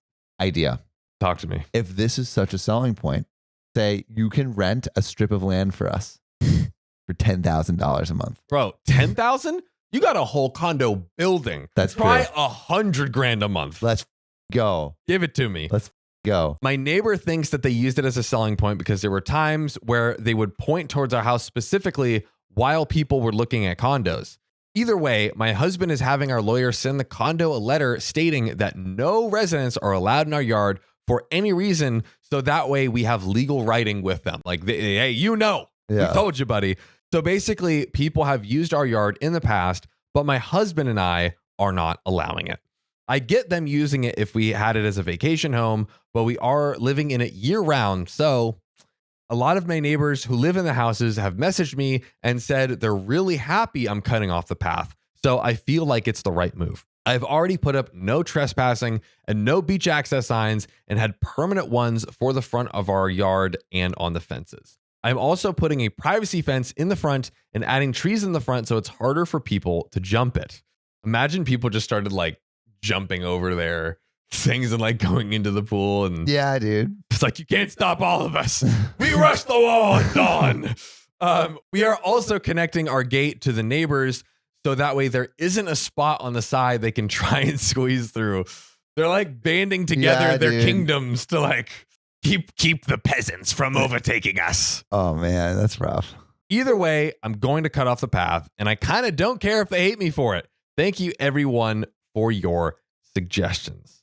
I don't think OP's doing really anything legally wrong. Yeah, not legally wrong. It seems like they went through the proper things to check that. Yeah, it does suck that they're cutting off beach access for the rest of the land. Yeah.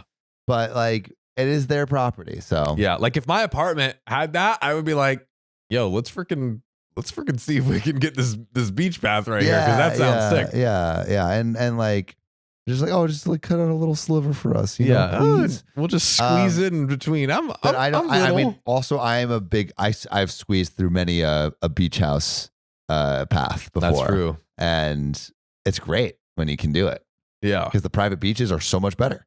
They're private. They're private. They're Dude, private. There's a reason. exclusive. They're exclusive. Even. It's awesome. Yeah. But yeah, I don't think OP's being an a-hole. It's their land. They're fine. They're chilling. OP's not the a-hole. Do you think OP can ever not be perceived as the a-hole because it is like the rich person. It's a total rich person, and privileged thing to do. So you're gonna look like an for cutting off like beach access to the public. But are you actually an a-hole?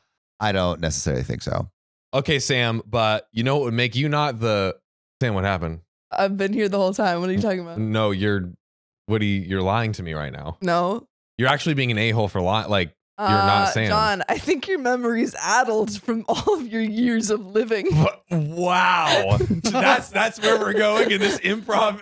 John has been overcome with early onset, it seems, dementia. Guys. Early? I'm breaking. Late stage dementia. Right on time. Am I the a-hole for refusing to let my neighbor's kid play with my daughter? Weird choice of words. Phrasing. Obviously. Yes, this comes from Low Professional 8244, who says, my daughter has been friends with the daughter of a coworker of mine since pre-nursery. Fine, as long as the other kid is around the same age and not 45. I have better candy. You'll like this candy. Come on, give me a break. Don't you remember your first love? That is correct. They were in the same playgroup, same nursery, and are now in the same primary school. Okay, same age, good. This girl has developmental issues and can't interact with others her age. She clings to my daughter and won't let her play with other children. She has bitten and thrown things at my daughter in the past when she doesn't get her full attention. The school is trying to set up a plan for her, but in the meantime, she has to attend regular school with no assistant to give her the help she needs as the previous assistant left. My coworker lives on the same street as me and is in a senior role, which is why I have gently tried to make excuses for her daughter to not come to our place. Because she's a biter. Because she's a biter, she's throwing things. We got a biter! We got a biter. I have outright lied on a few occasions saying that my daughter is ill, and I found out yesterday that she has kept a log of all of the times I refused to have her daughter over at my place. That's crazy. That it reminds me of like that log that one guy kept of every time his wife rejected him for. Oh, wow, I forgot about that. Yeah, that's crazy. Dude. This feels like same. And also, it sucks. So I will fire you, dude. If you don't hang out with my daughter. Your career is potentially on the line, bro. Yeah. Like for real, bro. When this daughter grows up, it's like, and the truth comes out, and it's like. Yeah, we only hang out with you because your dad pays my dad. Ouch. Which, teenage girl years, that could be coming. Setting up for a world of hurt. That could be coming. World of hurt. So she came by knocking on my door to drop her off after a few hours as she had heard from her daughter that my daughter was having a get-together with her friend. Bro. Dude. And you're not invited. Oh, wow. I tried to nicely deny that, telling her my daughter was feeling poorly, but she actually pulled a log saying she knew which girls had entered my home and to let her daughter in. I was mad. That's absolutely insane. You're insane. Insane. Violation. I feel that could potentially, well, maybe it's not fireable, but it's weird. Yeah. Do you report this to HR? Well, yeah, of it feeling too, I don't know. Too much. Too much. Yeah. Get out of my face. Let's see. Maybe there's even more like line crossings that we can use here. I was mad at her, so I locked her out and told her they wouldn't be playing anymore. She was talking through the door, demanding to know why I wouldn't let her play with her best friend. I told her I understood her desperation, but that due to past incidents, I thought it was no longer safe for them to share the same space. And I would let the school know that I was not okay with them always pairing them up on projects, as my daughter has always been the nice girl and done what the teachers had told her and made their lives easier by doing work for them. So I guess maybe they're a little older than I thought. Well, I guess primary school, so they're in like early elementary school. Yeah, they could be in early elementary school. Maybe also the neighbor's daughter is like having her do her schoolwork and like other things, and just generally because we know that the neighbor's daughter has had developmental issues, so maybe it's not keeping up with all the classwork. And basically, it's like a big burden on OP's daughter, and OP is like, But hey, if you're doing the work for two, You're going to excel in those later years. You make a point hard to argue. Yeah, you make a point hard to argue. It's like running with sandbags. You're going to be so fast when you take those things off. That is true. And this daughter is like one bag sandbag. Damn. I understand that she was angry and perhaps exhausted. Career exhaustion is a real thing, but I felt in that moment that watching her a few times a week for years and making my underage daughter her caretaker to be highly unfair. My coworker has 2 adult children that live close by, and she has children that are older than this girl from her second husband she lives with. Why can't she arrange between them or find her a support group? To this, she made a masked threat that she's good friends with my senior manager. I'm gonna speak to your manager. She's like work friends because they work at the same place. So I mean, go speak to the manager, see what happens. I feel like OP should speak to the manager. I think so. I think now we have both like the issue with their children and a threat. And get some read receipts. But you gotta have evidence. Let's get some receipts. Get some of this weird behavior caught on tape, so you can go to the manager and be like, I don't like what's happening here. Yeah, I would go like get the door camera, get a door camera to record it, capture it, and then bring that maybe to HR to loop the manager in. Agreed. All that stuff. I do regret it a little as this girl has no other friends. Yeah, that's the part that sucks here is it's like this poor girl, like she's probably going through a hard time. But OP is like after years of the burden kind of being placed on us, it's not our responsibility. Which years, which I do think is ultimately true. It's just kind of like it sucks for everyone. It sucks. No one's a winner. I think it sucks even more after. It honestly sucks more that OP was the nice guy initially, because now his senior person's daughter is attached to OP's daughter. And he's been taken. They took advantage of the niceness, 100%. The days my daughter is not in schools due to actual illness, she has no one to play with. And often after an illness or absence, her teachers have told her that they are glad she is back to play with this girl. It is a weird situation to be in. Ladies and gentlemen, we have a flurry of relevant comments to read. But before we do that, Sam, we've kind of already hinted at this, but I'm curious what you and everyone in the comments have to suggest to OP. Is OP the a-hole? Yes, A is OP the a-hole, and 2, your suggestion as of right now. My first question is, has the daughter expressed that she's uncomfortable with the friendship? That's a good question. Because if they're just hanging out and the daughter hasn't said anything, and this kid isn't just an occasional biter, like maybe for some people getting bitten isn't a big thing. Yeah. No, I mean, maybe some people even like biting. I think it's a great point that he should sit down with his daughter and be like, hey, what do you want? Are you, oh, how was the play date? And kind of just try to really dig in and see how his daughter actually, because maybe also I think the other issue could be that she's too nice to say anything bad and she's like a kid. It could be she's too nice, or it could be maybe she genuinely likes hanging out with this person and OP is like taking that away. That is such a great point. Because I don't think I heard anything in this story referencing what the daughter actually felt. I 100% agree, and I think that the OP needs to sit down multiple times, because I imagine it might take some patience and coaxing to get how the daughter truly feels. Yeah.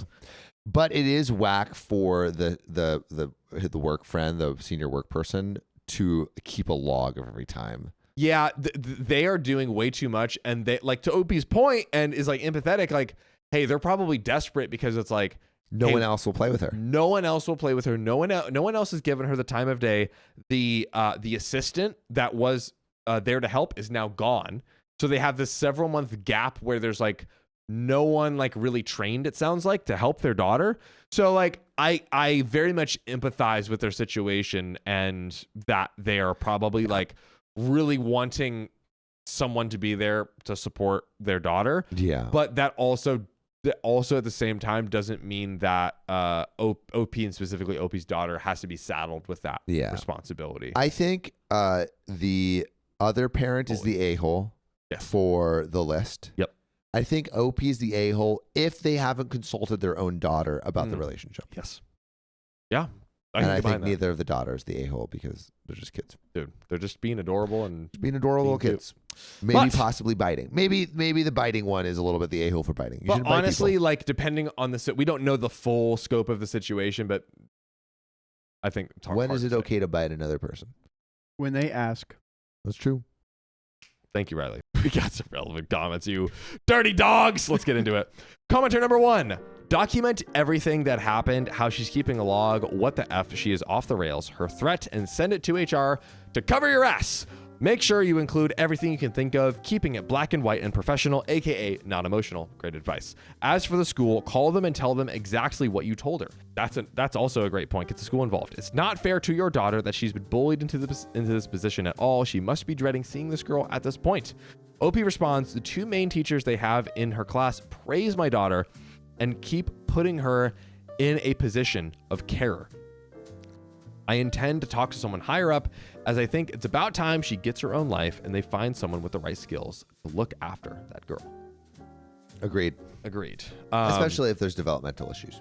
Yes, totally, 100%.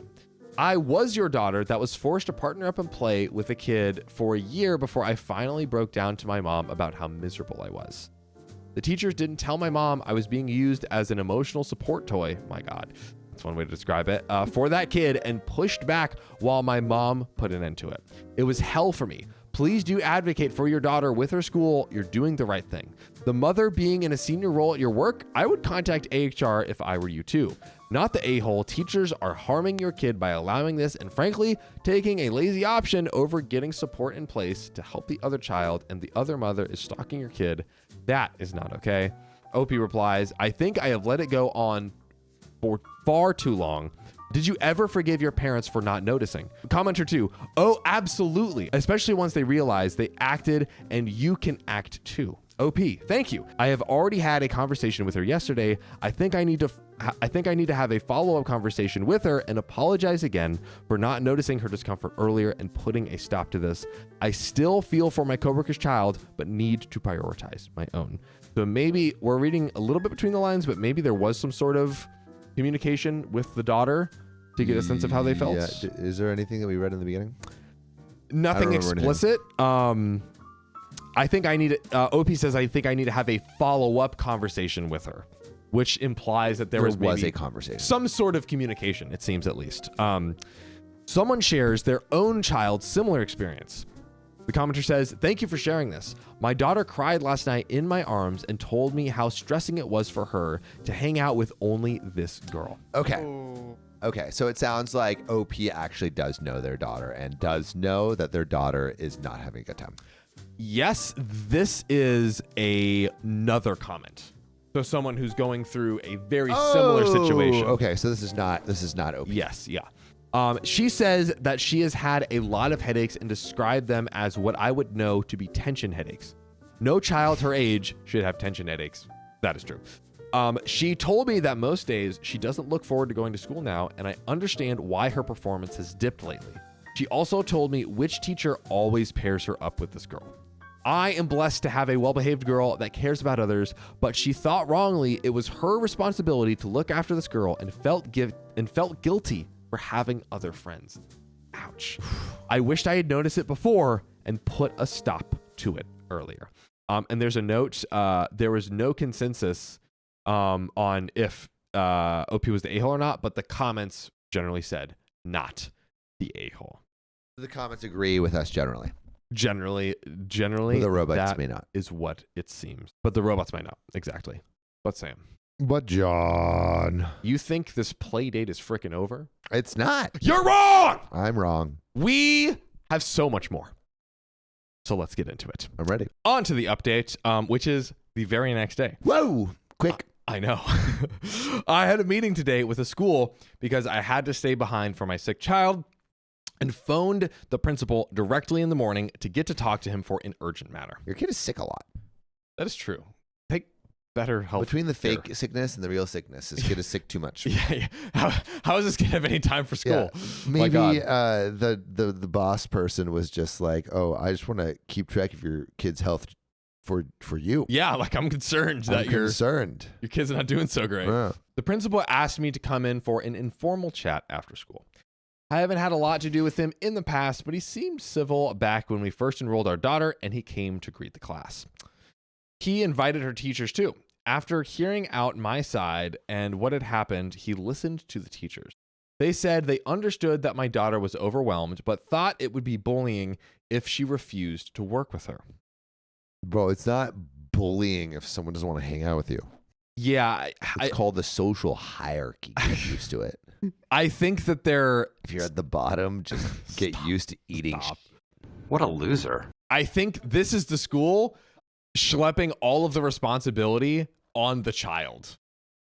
Yeah, we don't want to give any aid to this kid that obviously needs it, and we don't want to get labeled as bullying. So let's just get unpaid child labor. Ready for customers, child labor for? Yes. Yes. That's what it is. That's what it is. And like this poor girl's like education, like maybe her grades start slipping like the commenters. Who knows? Who knows? I don't know, dude. Balance it. Balance it. Oh man. Preparing you for when you have your child. Dude, Sam's into the real life immersion parenting. Yeah. Your child instantly has a child. Like you give him like a little Like back in the old days. what was the old My days? dad was 110. You think after 4, the parents are raising those kids? No, it's kids raising kids. That's true. It's kids raising kids. Kids raising kids. And Big if old you house have of enough kids, the kids raise themselves. dude, You just do a good enough job with the first one, trickle down parenting. autonomous Facts. children. Autonomous children, dude. My brothers do know how to play instruments. Don't know how to play instruments Do know how to play instruments. because of you? Not because of me, but my parenting trickled down. What? Exactly. What you just said, I tried to apply it to my own life and it didn't make sense. So that means your comment didn't make sense whatsoever. No, what do you? It did make sense. But I just tried to apply it to my life and it didn't make sense. Did your parents teach you something that you taught your younger siblings? Yes. Then it did make sense. There you go. Okay. I had used a bad example. That was my fault.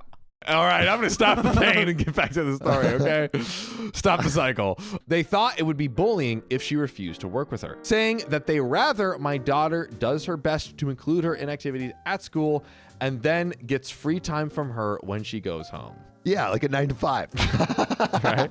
Yeah, when she clocks off, she's good to go. Your time is your own after Dude. 5 p.m. Oh my God. But when you're here, you're on the clock. You punch in, you punch out. Oh, in other words, I didn't even catch this, but in other words, they wanted to put the blame on me for allowing the other girl into our home while wanting to continue to use my daughter as her assistant. Yeah. You put her on the clock after school. Yeah, she's like, we let her go. Yeah. We give her off time, and then you let the kid in again and made her go. You made her go overtime. Yeah. Overtime. Wow. So you're the a-hole. Ooh, wow, dude. 3D chess, 4D chess. They tried to praise her for her effort to include and guide this other girl. It got on my nerves, and I told them in no uncertain terms that my daughter was not to be expected to do their jobs for them. Luckily, the principal intervened and agreed with me that they needed another plan for this girl. Yes, they need to hire this other person, honestly. That's when they need to prioritize. Before Fire her. leaving... Paid child labor. Here we go. Yeah. That's even better. Before leaving, I told them that my solicitor would send them a letter on what had happened and what had been discussed, and in the future to not pair her up with this girl. I much rather they move this girl out of the class than my daughter has. So OP does want to fire this girl. OP wants the problem girl to be removed from the classroom. would prefer that she is out of the classroom over OP's daughter being the one that is like her quote unquote caretaker Well, yeah, duh. or quote unquote assistants. Yes. Yeah, she doesn't care about this kid. Damn. I was like, you asked me a question, I answered. You're like, yeah, duh, you freaking idiot. I'm like, you asked me the question. What's happening? Sam's I wasn't meeting saying today. duh to you. Sam's a meeting I was saying duh to OP's preference. To OP's preference, not to you. I love you. Give him a hug now. Apologize. Hey, you just got up to get a freaking piece of candy. No. I throw this on the ground. I rebuke your candy gift. I rebuke it. Here, take your meanie candy and eat it. It was for you. I'm fine. No. Lies. He literally reaches down right before he hugs me, picks it up, and then I said, "Oh wow, you just have to give me a candy." Then he hands it to me as a peace offering. I rebuke your candy, sir. As a peace offering. This was for you. No. Yeah, right, dude. That was so for you. Why would it be for me? Because you picked it up on your for way, you. And only if I pick up flowers for my girlfriend on my way to see her. No, is that the worst thing? Dude, is that for him? Is that for me? I am being so gaslamped right now. I picked you up. This is insanity. Of flowers. Bro, Riley, tell me I'm not crazy. I picked you up flowers and you just threw it in my face. I'm kind of in the middle, but no, what did not. you guys You have to pick a side. I literally went down, picked up candy, and said for you. It was a little selfish, but then he called you out on it. Then you said for you. Because I didn't have time to give it to him. I don't know. It's up in the air. It's up in the air. What did you guys see? What did you guys see? Put a poll in the chat. Makes for a great moment, though. I don't even want this candy. Now you don't. This is for him. Riley, how many times have you been seeing him popping the candies? Not during a story. After a story or before? You have been doing it a few times. After or before, totally. I agree. After or before. Not I've seen 3 today. Which makes sense. They're great candies. This is for you. I will take it. Only because I like the candy so much. And I knew that, which is why on my way to give you a hug, I did a second nice thing. I stacked my niceness. Anyway, the point is, I can pick it up right here. I forgive you. I can pick it. There's nothing to forgive. If anything, I forgive you. Oh, baby. Look. Well, now they're moved. Now we have no way of knowing whether or not you were within candy reaching distance or not. How do you think I tore it and picked it up in the first place? How do you think I did? How do you think I picked it up? I moved them because they were in reach. I think they were in the same place they were in the beginning. Not right now, obviously. But. So, all right, what you're saying, yeah, this is what you're saying. Yeah. By me going up and giving you a hug, and then on my way, getting a lolly. That was for me, even though I could have gotten it right here. Yes. That's what I'm saying. How? Why? How would that make sense? Because would that make sense? As you were standing up, you're like, oh, I should get one of these. Immediately you grabbed it and you're like, damn it, why did I grab it now instead of grabbing it later? I could have grabbed it anytime. And then you were like, I'll use it as a peace offering. Boom. Here you go. Peace. Peace be upon you. Peace. We'll go to you.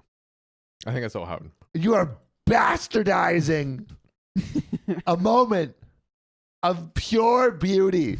A moment we could have shared. Now you're eating the candy. Oh my gosh. I am eating the candy.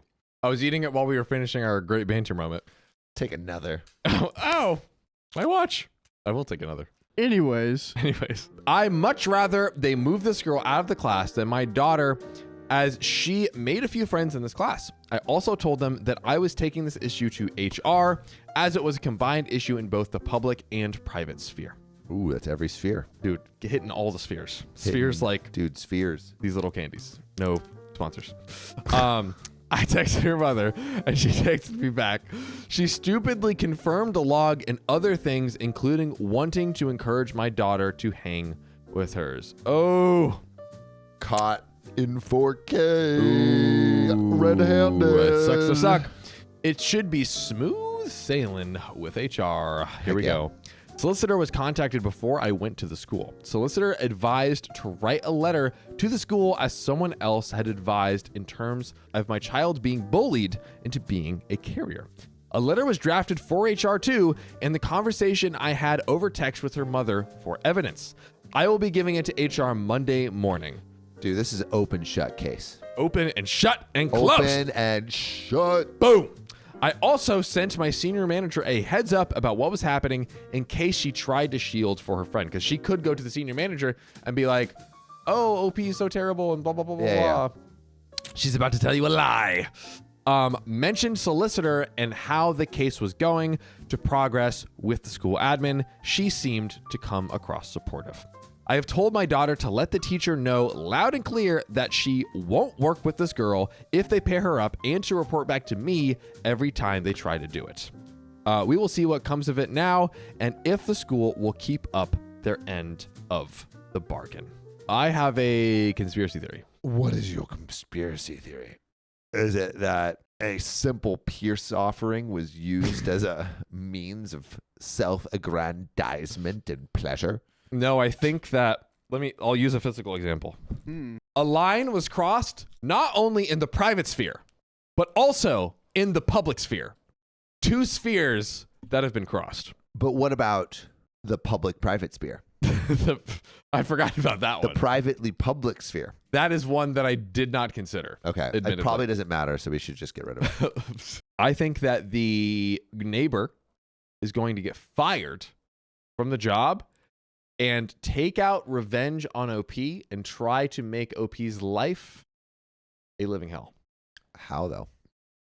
I hypothesize maybe they start going to like the HOA, or like parking their car in front of their driveway, or rolling their trash in at night after they roll it out. I don't know, like some means of like advanced torture, and then they're like advanced torture. This is what they use in Guantanamo Bay. Exactly. Not the trash cans going in and out again. And they tell OP, right? If you ever want your trash cans to be left at peace again, you march into that school and that office and you tell them, I was running a fake campaign against my neighbor, and you should have the daughter back. You should hire the neighbor back and bring everything back as it were.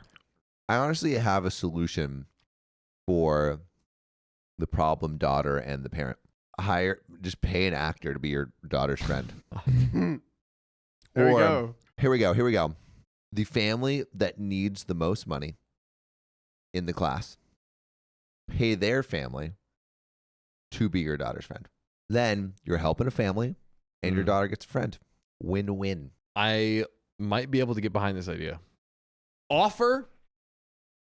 The problem is if the daughter finds out that the kid was literally paid to be their friend.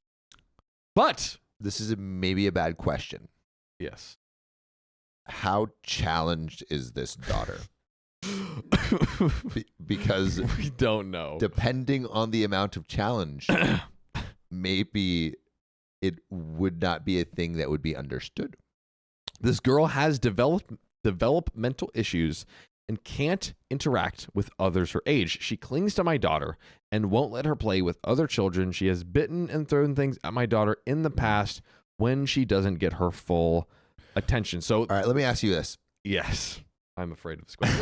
I'm Let me ask you this. terrified. You're in middle school, Yes. right? How much would someone have to pay you Oh God. to be friends with someone that bit you like once a week? Yeah, that wouldn't be very fun. Anywhere except your private parts.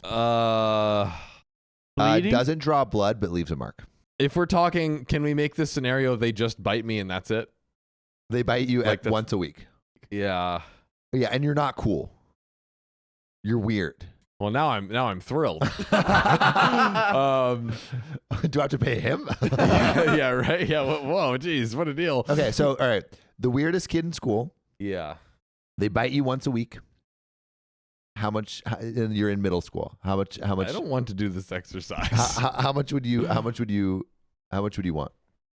I don't know if I take the deal. I don't know. You're if I telling me young entrepreneurial John wearing suits Yeah. in middle school well, you wore suits in high school, not middle school. Fair enough. Your point proven. Point taken. But you're saying you would not take a amount of money. Dude, when I actually, so here's what happened. At first, when you suggested your idea, I was like, oh, that actually like maybe just could work. But then when I put myself in the scenario, I'm like, dude, this poor kid is literally and then there's a kid being paid to hang out with him. Granted, I think Okay, but the other option is no one hangs out with him, or no one hangs out with her. A paid friend is better than a no friends. I think they just need to get the new assistant They don't in have to that replace. option. How much are you They taking? do. No. How much are you taking? No, I Tell me. refuse. How much? No deal. No deal. No deal. You're saying I'm if not you were taking paid it. $1,000 a week in middle school, Stop. you're saying you would not take $1,000 No a week. deal. No deal. No deal. Are you no serious? deal. You wouldn't said take once a week they bite? once a week. Dude, and they yeah, don't even. I take that right now. What the heck? You know what you could do with that kind of money? You can create another revenue stream. Yeah, if you invest Come on, dude. $200 of that, You could grow that. you put that in the S&P, 7%. Easy. And also, you started investing in the S&P in middle school? When can you tell them to Millionaire stop? by Great now. Recession. How long does this last?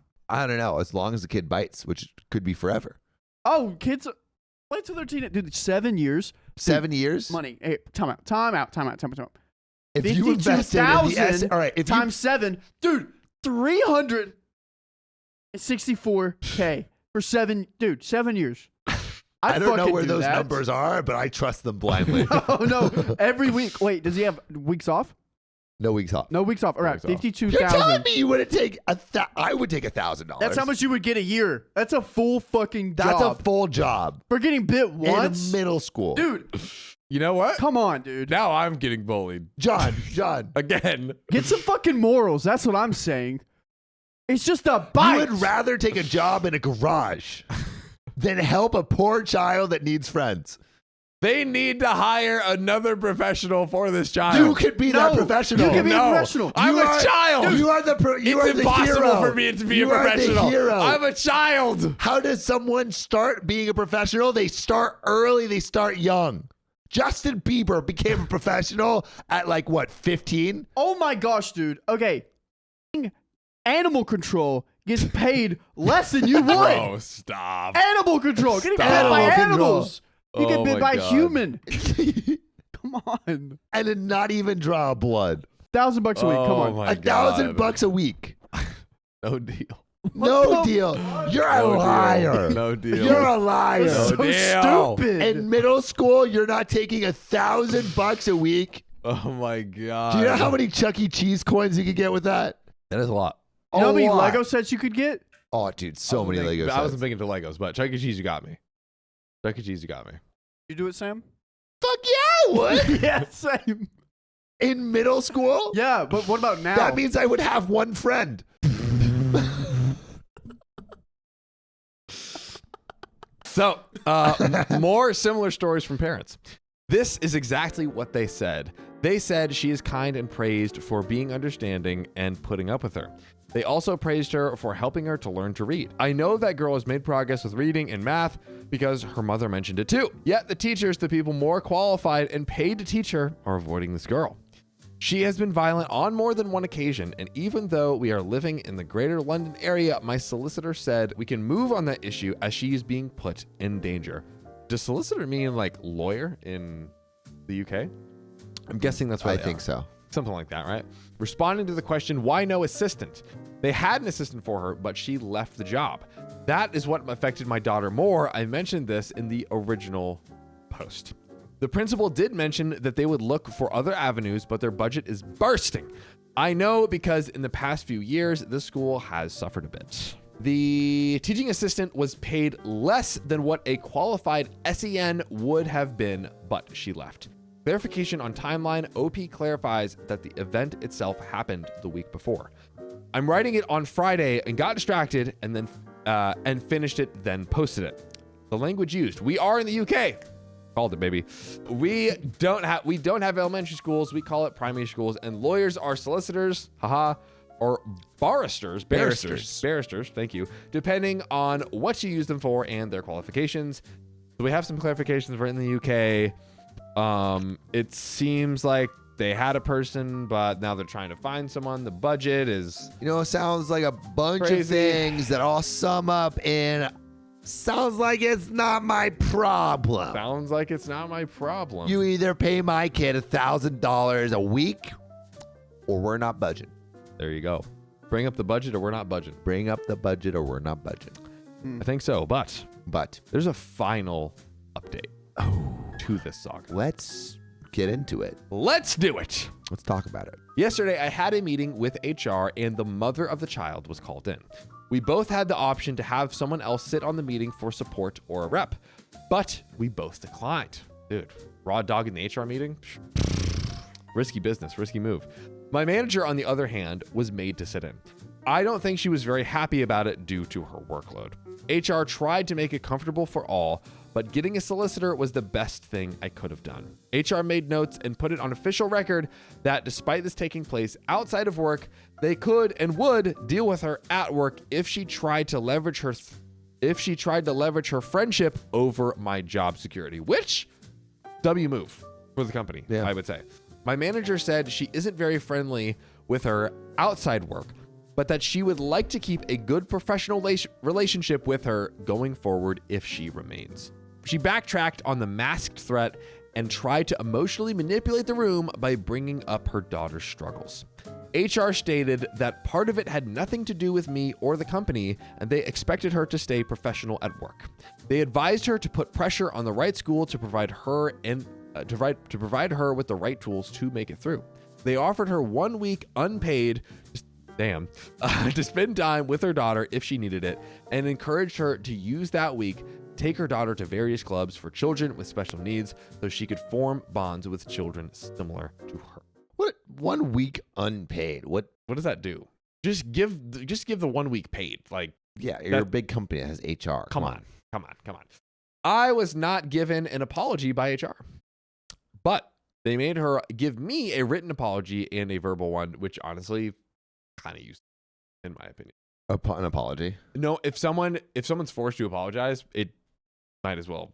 It's toilet paper. Yeah, it's toilet paper. I would rather you not. Yeah. My manager said she was happy with my work and would continue to support me in her capacity as a manager. I had a phone call from the school this morning. There was a small incident between this girl and my daughter, but they dealt with it and didn't want me to pick up my daughter so the other girl could see changes happening. For now, that girl won't be in class for the rest of the day, and at break time, the dinner ladies were making sure they were not playing together. The dinner ladies. Maybe it's like lunch ladies, but the UK version. Very true. Good point. My heart hurts for this girl because she is basically alone now, but I have to think of my daughter first. If only someone would step up if they were being paid a hefty sum of $1,000 a week. Listen, if they want to offer that, fair game. So you would take fair it. Game to everyone. It's fair game. Why wouldn't you take it? Is 1,000 too little for you? Yeah. No. Mr. Richie Rich. No. Oh, why would you take it then? How about some silver coins? Would that help? Some gold doubloon. Darn it. Well, now you're talking.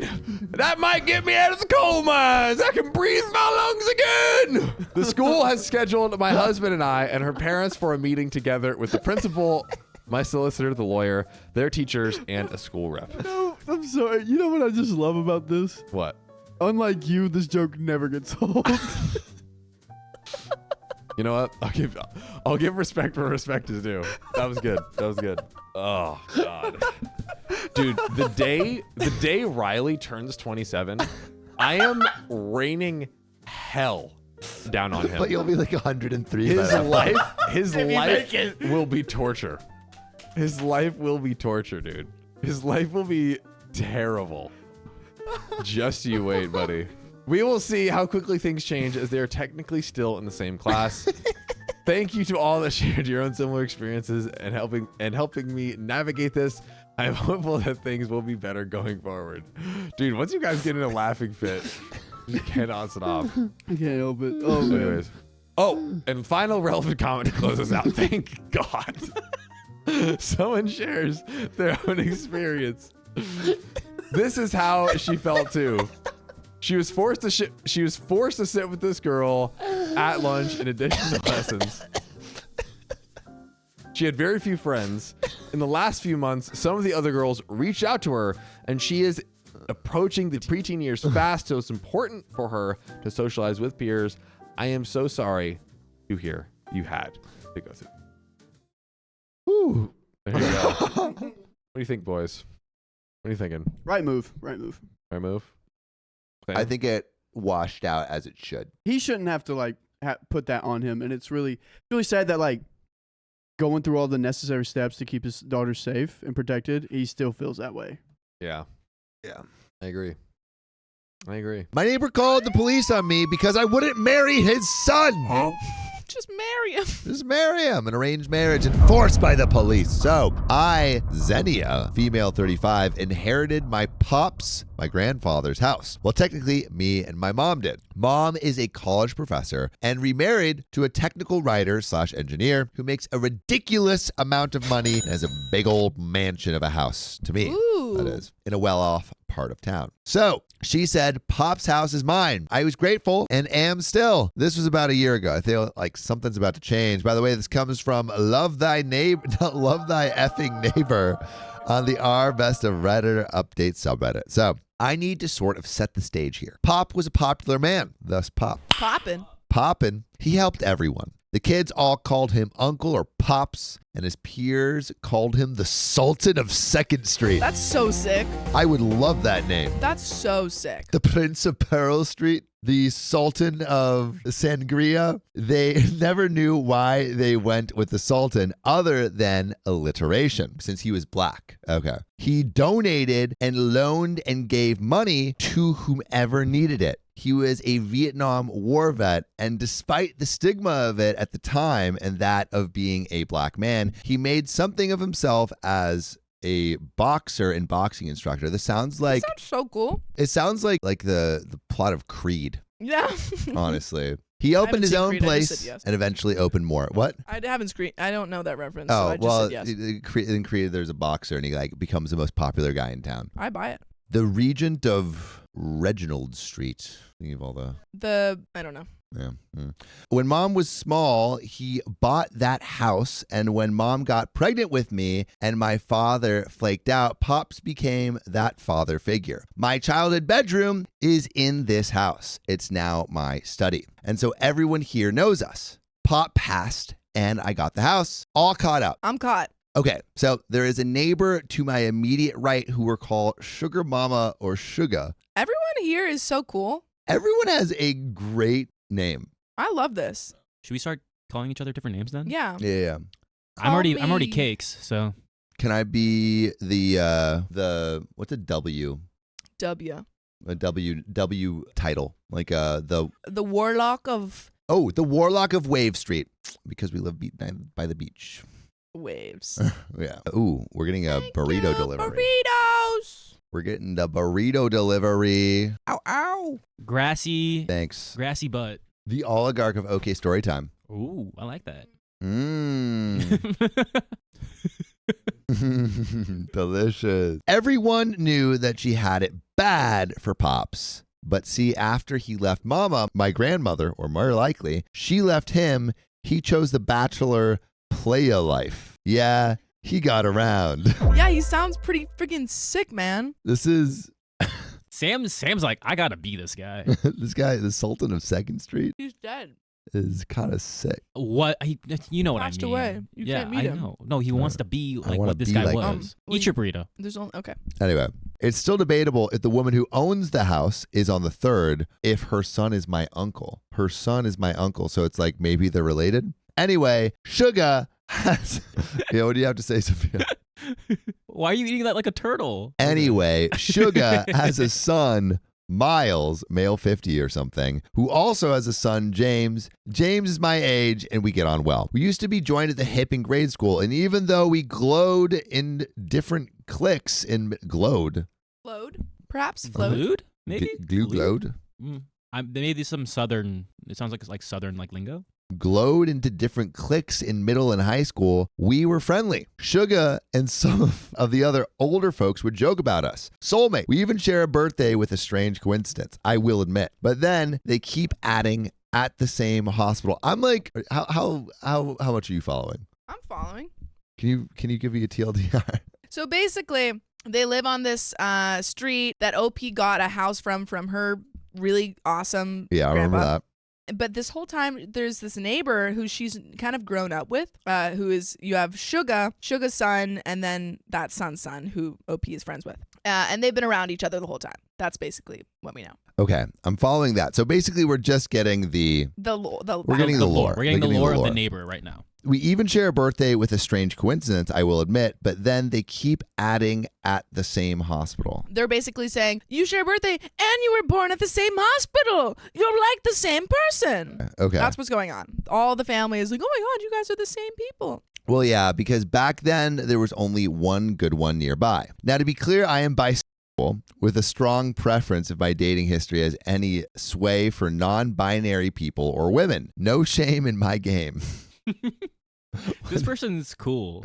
This context is funny. I can talk about the absolute BS of homophobia in the black community, but you're not here for that. So I meet my now girlfriend Dinah, who is also my age, and she's an absolute dream.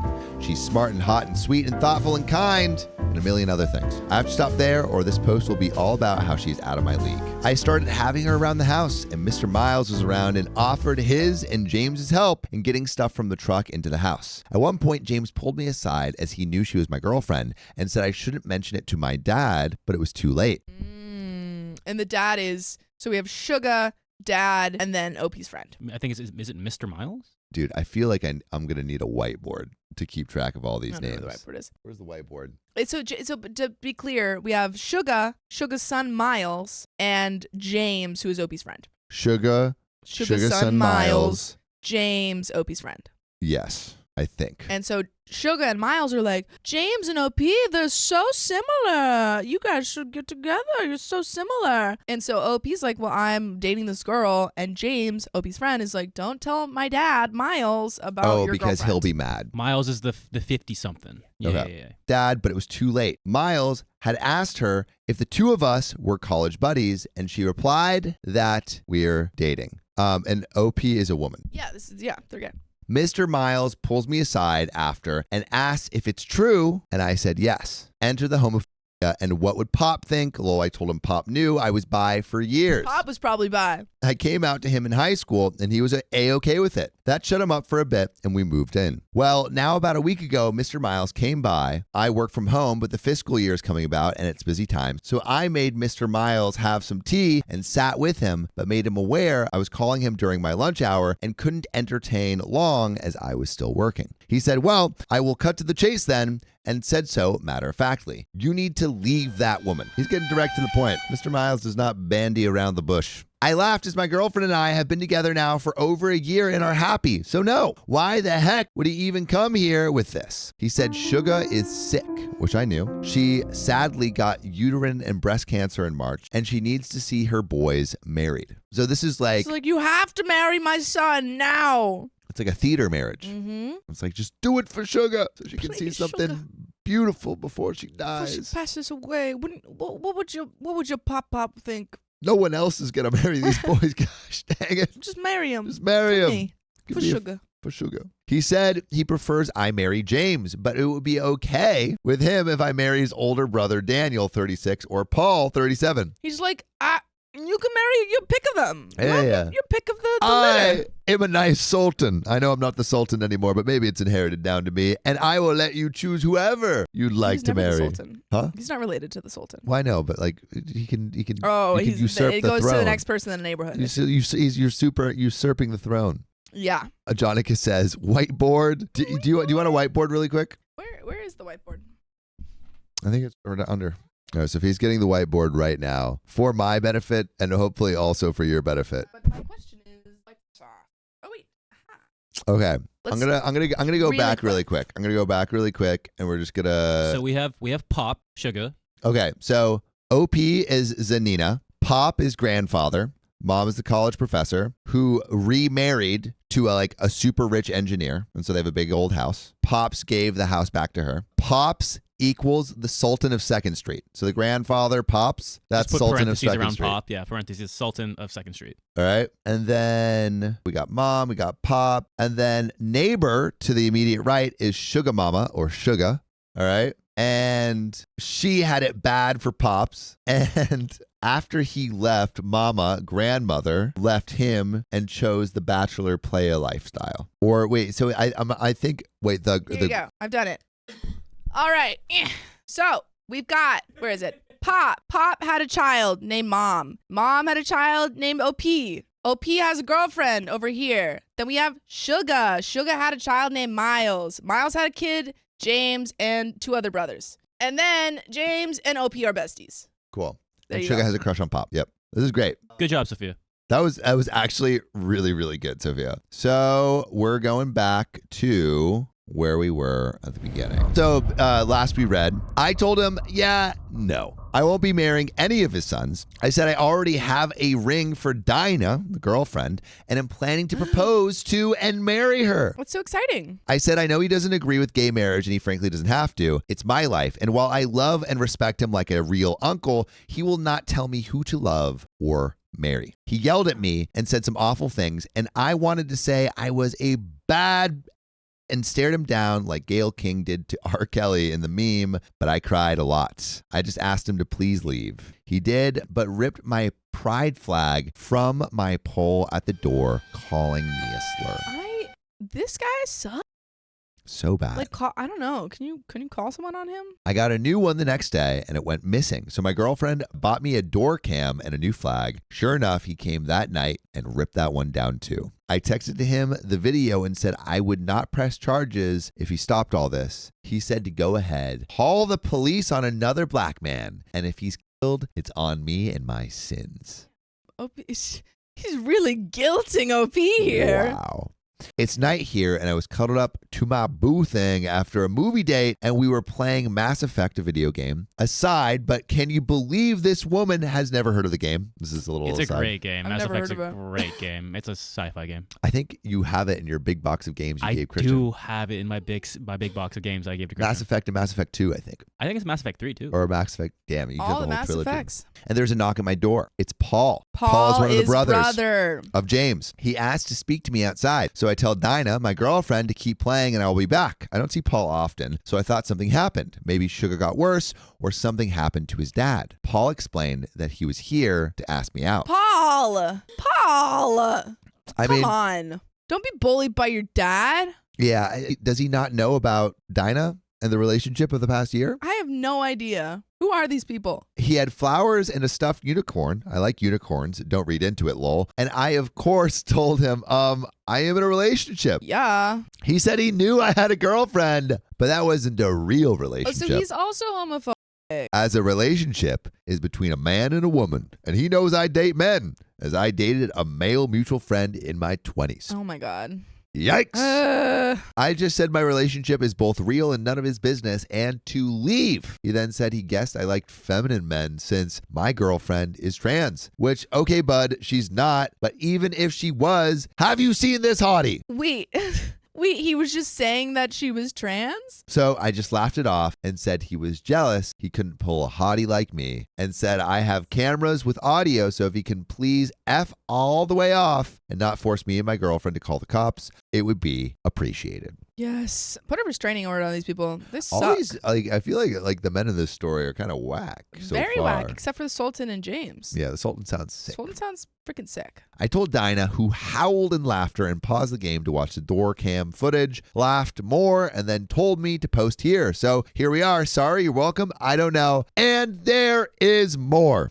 There's more to this story. There is an update. So are you ready for that update? And there's some relevant comments. But what do we think so far? Do you think it has come to the point where OP should try to get a restraining order? I think so. I think they're harassing her at her home and taking her pride flags and stuff. I think that you can totally, get some sort of restraining order. Yeah, no, I completely agree.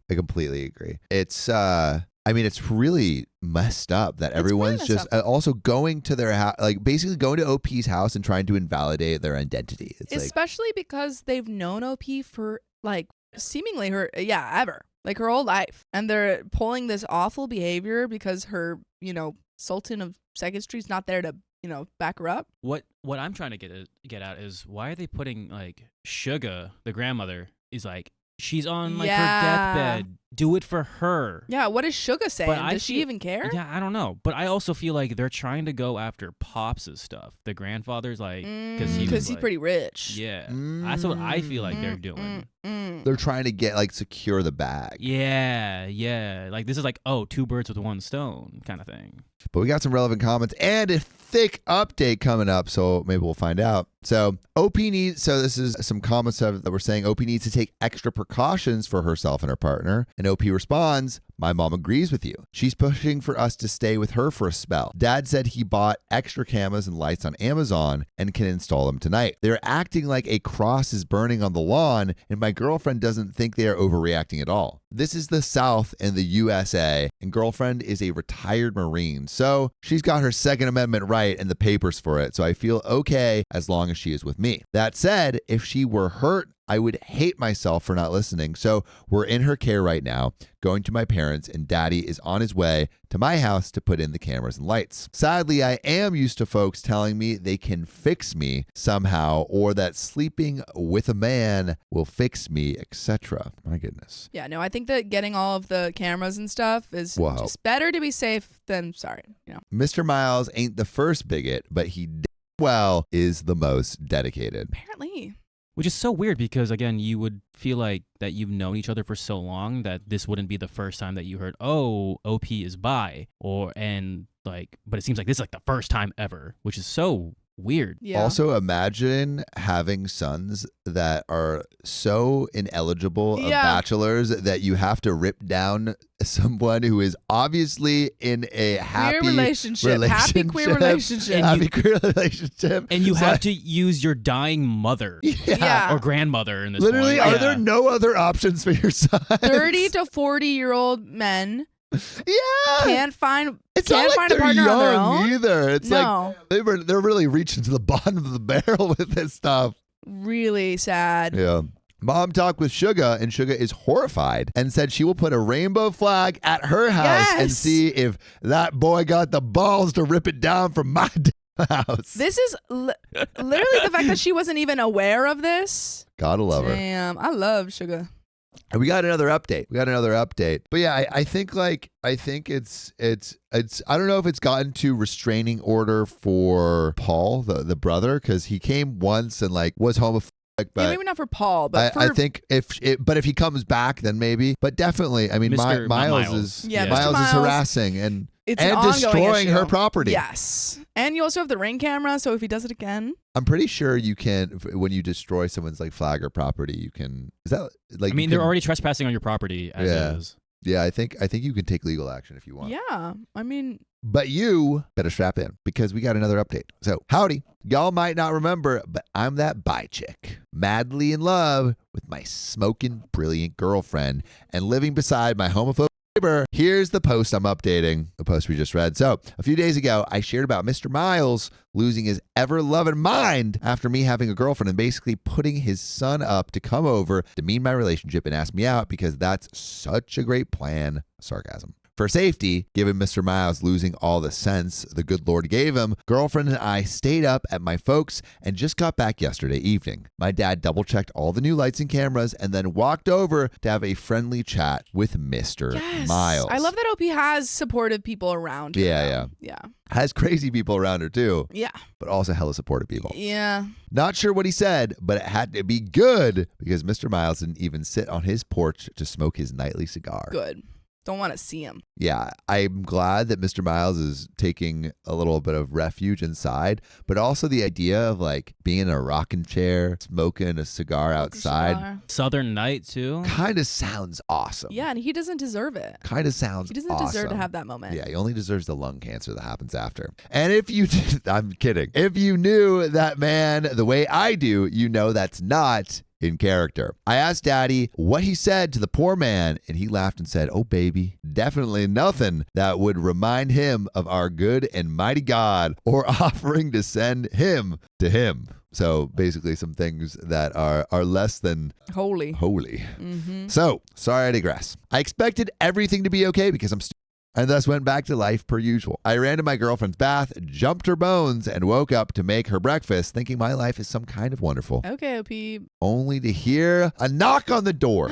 No. Today's Monday. Everyone who works is off to work, and everyone who doesn't knows I work from home on weekdays. Something didn't feel right, so I woke up my love and told her to get dressed just in case something was about to happen. I am no warrior, but I did have my bat and opened the door and made eye contact with a cop. We stare at each other. He looks down at my bat, then back to my face, then turns, showing the cop behind him, and looks at her. And I am here thinking, well, this is what I get for assuming this all would blow over. That's why I think that's why OP needs to start submitting some forms or something just so she has a paper trail. Yeah, because it's not necessarily like, will you get the restraining order, but no, but you do get. You will have a history of escalation, which will help you get a restraining order when it gets bad. I will admit I am not everyone's cup of tea, so I use humor to compensate for being, well, a weirdo. Lol. Don't know how else to put it. So I grin at the cops and ignore my heart racing and place the bat down and just say, sorry, I thought you were someone else. Coffee? They weren't amused and apparently didn't want coffee either. Who was I expecting and why a bat? I just said I wasn't sure, but we're two women alone in a house with someone at the door at the crack of dawn, so they asked me for my name, and I confirmed I was who I was, even showed my ID. They asked me for my girlfriend as they got a call. Girlfriend comes out, shows her ID. They asked to speak to us separately, and I was getting upset. What's this about, sir? The cop looked at me really annoyed, then looked at my girlfriend and asked if she felt safe with me, to which she said she did. He said he needs to investigate a call. I see you. I see you. I see freaking you. What's your guess? I think that Mr. Miles made a call about like some sort of domestic abuse thing against OP. Yeah. That's what I'm thinking too. Mr. Miles, we do not like you. We do not like you. A lot. You suck a lot. Suck a lot. And I don't like it at all. So I ask what call. He says he's the one asking questions. And all I could think was, great. He's that type of cop. Whenever I hear that sentence, I always think of Dwight saying, I'm the only one asking the question. I can't go to Sophia because that happens. He tried to step inside, but we were speaking through a screen door, which I locked last night. Don't let him inside. And it was then he actually asked if he could come in. No, vampires and cops can't come in unless you invite them in. I said, no, sir. My girlfriend said she will step out with him to answer any questions, and she does, and the female cop takes her a distance away and talk. The male cop opens and now unlock the door and peers in my house or asking if he can have a look around. I ask again, what is all this about? He does not have any right to enter your house if he does not have a warrant and there's no probable cause. Yeah, there we go. Hilliana Baines. We will ask the questions. What is that from? It's from The Office. The Office. It was like it's the knock knock joke. Yeah. I know. Yeah. Okay. Knock Sure, knock. sure. Who? It was like here you go. Oh, Helliana Baines says Here. that's an Archer quote. I thought I just made that up right now. What? No. What are you talking Cops and vampires and cops. I thought I just made that up. No, I don't know. Guess that's Archer. Nothing's original anymore, man. Nothing's original these days, I guess. I guess you can't say anything these days. I haven't even seen Archer. He asked me questions all centering around why anyone might think I am holding my girlfriend here against her will. I was like, what do you mean against her will? He says her boyfriend called. What boyfriend? And said I took her forcefully and kept her here overnight. To which I reply, what effing boyfriend? She's a lesbian and gay as the day is long. At this point, girlfriend and female cop come back and girlfriend looks mad. She points at Sugar's house and asks if that's where the call came from and outlined everything. That's basically my last post. Girlfriend then goes, show them the videos. So I hand over my phone with the Ring app pulled up with the footage of Mr. Miles yanking our pride flag down and using slurs. Arrest the cops him. were looking at one another and then back at Sugar/Mr. Miles' house. Mystery solved, I'm thinking. I'm not good in tense situations, so I just crack, sure you don't want another coffee? And girlfriend whacked my arm. We did the whole song and dance, sending files, getting their cards, filing a complaint for the damage of my property on Mr. Miles' part. And then my girlfriend said she wants to press harassment charges too. Yes. So fair. I mean, they've done this multiple times. I know. The male cop snorted, based on what? What do you mean based on what? Based on the false call. I feel like the cops are going to be homophobic too. This guy's definitely homophobic and the worst. And the female cop took over. She said without solid and consistent proof, they can't press charges of that nature. We asked about hate crimes, and they said taking down a pride flag isn't a hate crime, it's destruction of property. So why can't we do anything about the destruction of property? Yeah, exactly. Is that not a crime? Suddenly, I can hear the guy cop saying, "Sir, stay inside." And who else could it be? But dear old Mr. Miles. Look at this old rooster up this early. Gotta be up early to freaking call the cops. F, the old sour raisin, is yelling for them to ask about me throwing around my girlfriend last night. Cops aren't even listening to him, just telling him to go inside, and he keeps repeating that I was brutalizing her last night. Oh my God. I mean, maybe he was hearing screaming. Hey, yo, Oh. OP. You know, OP did say they went to town. They did. OP did say they OP jumped did say that. bones. And so, Mm. you know, you're having multiple screams in a night. It could be confusing for an old man that hasn't felt the touch of a woman. Old man in who doesn't years. understand gay people. Yep. You can have multiple. You get one? Crazy.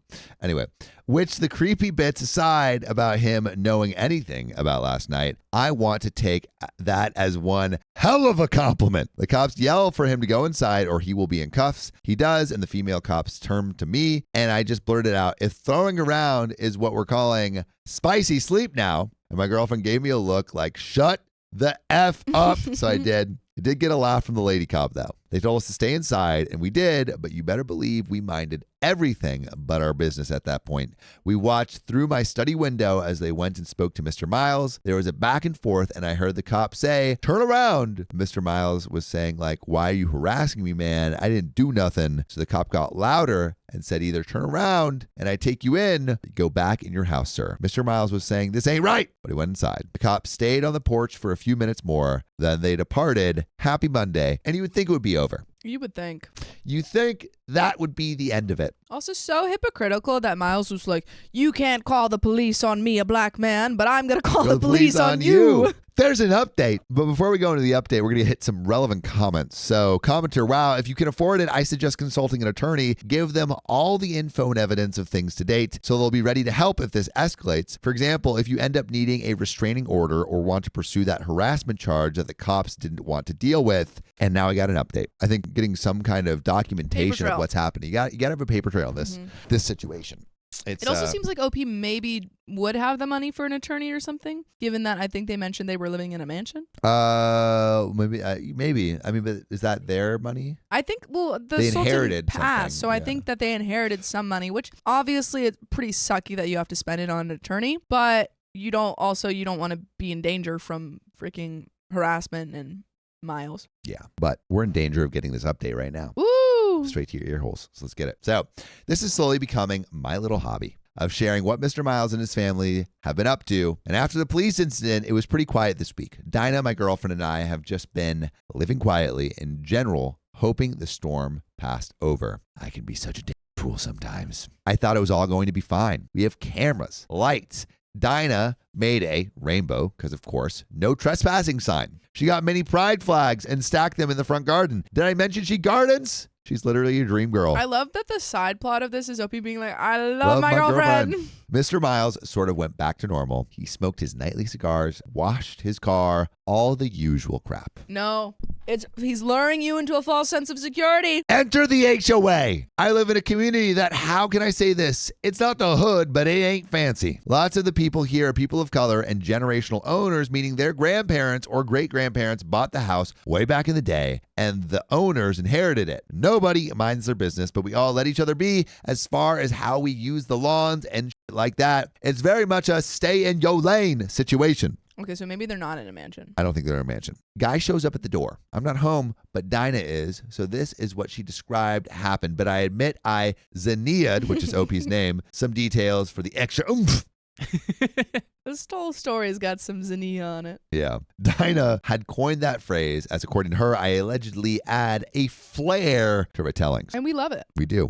She opens the door with the chain on, and this pleasant-looking man is smiling at her, so she assumes he is a salesman. She just asks if our no soliciting sign is there and is about to close the door at that, but he said he's not selling anything. He's an officer with the HOA. Another officer sent to the front door. Dinah hears the word officer and is cussing in every tongue she knows internally and just asks what he wants. He hands her a notice. Apparently, we are in some kind of violation. Dinah's no pushover, so she's rather unimpressed at this point, and he is trying to explain we noticed some violations, and she asks point blank if what he's about to say is in the papers he gave her. He says yes. She looks it over again. Our rainbow crap? A violation? Oh no, it's 7. 7 violations, all related to our rainbow crap. Now Dinah's got a main suspect in who is behind all of this, and she is laughing in this man's face. He said he really doesn't want to fine us since they prefer to be laid back, but this is causing complaints. I wonder who the complaint's from. Also, I'm confused what specifically they're citing as the issue here. Too many flags. That's crazy. That's Too crazy. many flags. Just homophobia. Yeah.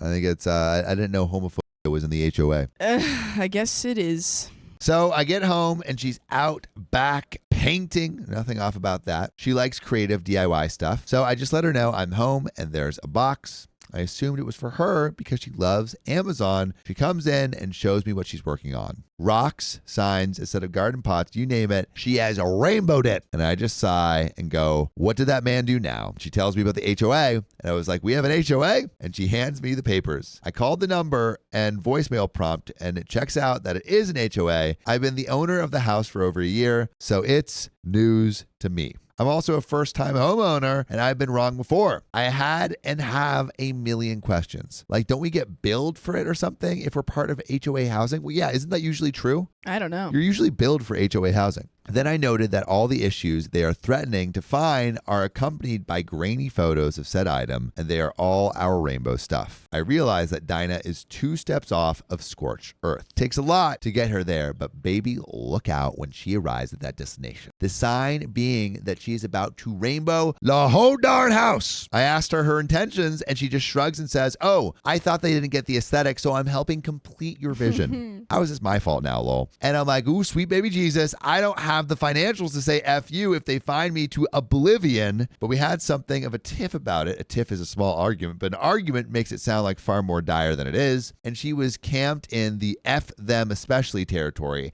and I'm thinking of possible consequences. So basically, OP is like, play it safe. Yeah, it's like, yes, we might be getting fined because it's homophobic, but I don't want to be fined a bunch of money. Yeah. So I finally calm her down, and she's starting to see my side of things. Guys, I fought the good fight. I really did. She was coming around. I was so close to squashing this issue, calling it a night, playing some video games with my boo, and going back to normal. But effing no, because the gosh dang box, the box wasn't addressed. It was just a box with a note that said it's a gift. They were flags, not pride flags, but like various sizes. American flags. Dinah saw this, flipped the F out. She's walking around the house cussing in more than one language, and I'm there in F my life mode, knowing darn well we're stepping towards scorched earth. Man, oh man. But also, that is a great point. Like, would they be allowed to put up these American flags? Yeah. What's the difference? What's the difference? What's the difference? Please tell me. Please tell me. That was last night. She was still creating her DIY rainbow flag stuff when I went to bed. I'm not even going to try to sound like I want to attempt to think it's anyone else up to this bull crappery for obvious reasons, gestures broadly, but also because Mr. Miles smoked his nightly cigar,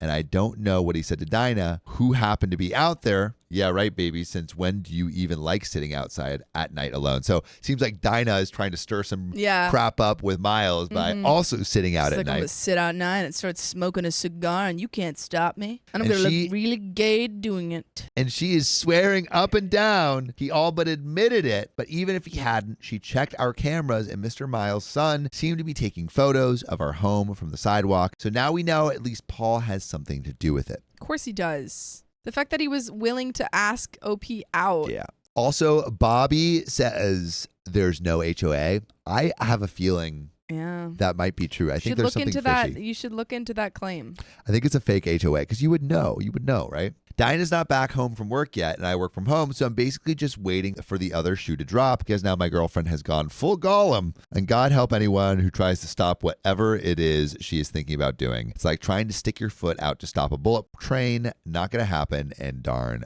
painful. I'll update when the other shoe drops. P.S. Our complaint to the police after my last update is still being investigated, and not to be any sort of way, but I don't expect much from it. Fingers crossed through it all. Pray for me. And P.P.S. Also sorry for the cussing. This has put us both in a state, and I've been pretty foul-mouthed. And an edit just called my mom because she generally knows all, lol, and said that while she wasn't 100% about now, it's hard to recall, so randomly while she's working, she knows for a fact there wasn't an HOA when Pop owned the house. So fake HOA. Oh, fake HOA? Fake HOA. I'm going through the paperwork now because I can't let this go. There are some relevant comments. There is another update. Who did OP pay then? Did OP pay anyone, or No, was it just a warning? no. There was no payment. So there's a fake HOA, and I think what happened is Mr. Miles and maybe the sons, put together a fake number, to call, got and a just fake left guy. just left a voicemail. How hard is it to buy a phone? How hard is it to hire an actor? And hire an actor and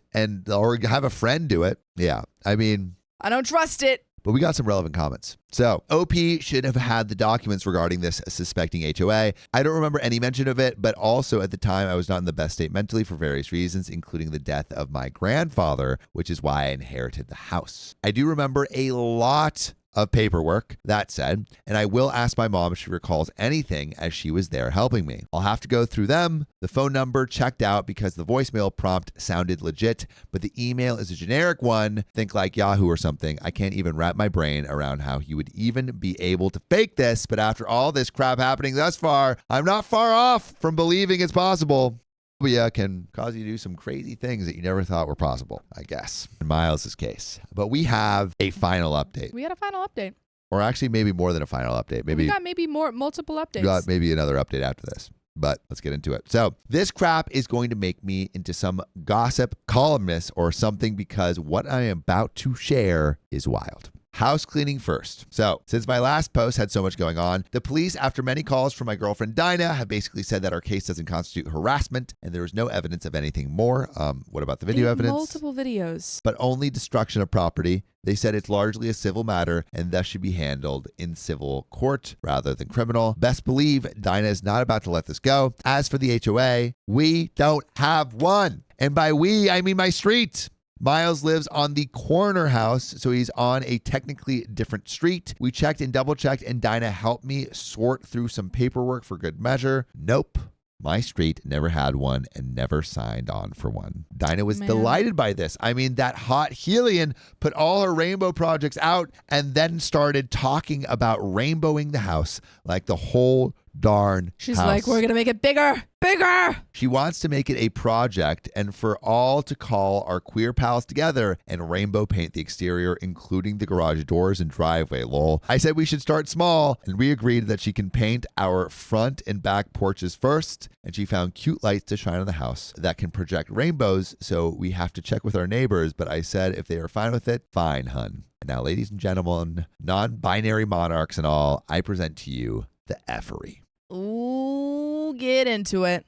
Mr. Miles saw me washing my love's car for her. It was just a thing I wanted to do for her, not a normal thing. I do it all, but she's been stressed, so I was going to do the hot girl washing cars thing, in part to be cute and silly, and was in swimwear. She was calling for me from the upstairs window, whistling and stuff. I laughed. My other neighbors laughed. Mr. Miles came out with a mug of whatever the F evil drinks, blood of the innocent, maybe just crappy coffee, and was glaring at us, scoffing when she would come out on the porch with her tea to enjoy the show. Let me be clear. We were not being lewd or anything. She was just saying crap like, what are your rates? My car has never been so beautiful. I'll pay you double. This is cute. It's cheesy crap couples around here say all the time, but maybe the worst thing she said was maybe less for public consumption was admittedly my favorite thing. Hey, good looking. What am I cooking? Oh, I will make it hot for you, implying she will make dinner. I don't know if I ever mentioned it, but Dinah is the best cook, but generally doesn't take that on regularly. So her offering was heaven for me. Mr. Miles would shake his head, do the indignant laugh older folks do, everything. So we knew he disapproved and was in the audience. So we ignored him. And I definitely didn't defiantly stay out longer, flirting with my woman to piss him off solely. Anyway, Mr. Miles was too much of a coward, so sent Paul again. Oh, his little lackey Paul. What is Paul going to do? Watch too? Try to propose? No. I was done with the car, and Dinah made me a cool cocktail where we live outdoor. Crap in the summer is done nice and early before the sun gets too high, so it was hotter than Satan's bodie out, and we sat near the fan enjoying just chatting. Mr. Miles had long gone inside anyway, and this is our home, so F him. We're going to enjoy it. Paul waved as he walked towards us, and Dinah said her favorite curses under her breath. He made some small talk with us, but Dinah was frosty with him, so I did most of the answers, but even I was short. But this is the South, so politeness is a B. Hard to explain. He said he was concerned about our cameras because it looks like they cover the yards of others, and there are kids here, and you know what that can look like. I will blame the cocktail, but I was feeling like effing with him, so I was acting dumb. What will it look like? And he was like, you know what I mean. And I was like, what do you mean, Mr. Paul? And that went on for a bit. And he just stared at me and did a condescending chuckle and shook his head. Well, we'll see about what everyone else thinks. Just trying to be helpful given. And he gestures at nothing in particular. I smile as sweet as pie and thank him for coming by. But the cameras don't seem to bother anyone. But I will ask around. I love how polite this very aggressive exchange is. They're like, It with kindness, pretty much. What will it look like? oh, you know.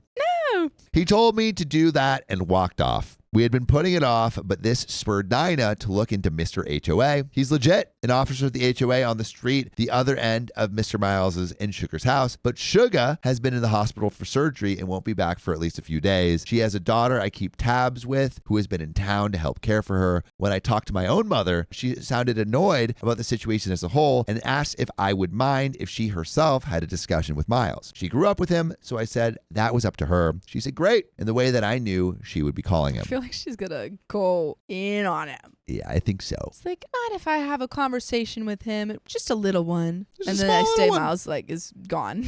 He's crying. He's moved out. This morning, Daniel, the other son, caught me as I brought out the trash cans. I was surprised because he doesn't live there, so I don't often see him. Small talk, blah, blah, blah. And then he gets close and says he's sorry about the whole thing with his dad, but I should be warned that he got into quite the mood after talking with my parents, I assume mom, and to tread lightly. I thanked him and went back in to tell Dinah. Dinah was in the nook, like a half room bay window situation where Pop used to smoke, and she had gift stuff out like gift bags and ribbon. I was trying to figure out if I had forgotten a birthday or something. She just giggled and told me to come here. Rainbow flags. A lot of mini ones stuffed in a bright gift bag. She's doing the same thing when they sent them the American flags. Yep. I just looked at her like, baby, no. And she just shrugged, saying she was the newbie here and wanted to be a good neighbor. To her credit, there are more than one gifts bags, and she's dropping them off as I write to everyone on the street. But I know my girlfriend. This is an FU2 to Miles. Of course. She said to ask my internet friends, you in a Facebook group I've been sharing this with, for ideas of how to spruce up the place now that we know there are no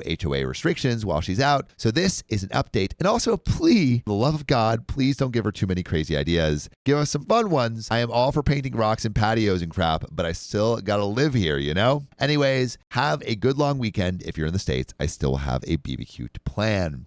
I love that they're This is just like great. really it with kindness Yeah. and self-expression. Yes, it's like, I'm not, if you're going to be awful to us and try and call the police on us in the HOA, we're just going to live our life so loudly and proudly. And F you. There's that it. I just spoke to my mother via video chat. Mom and Dinah have now synced energies. Help me. Mom said she talked to Daddy and they want to pay at least $2,000 to spruce up the place. Dinah is over the moon, has taken the device, and is still talking with Mom now. So cute. God help us all. This is so And cute. there is another update. This is so sweet, man.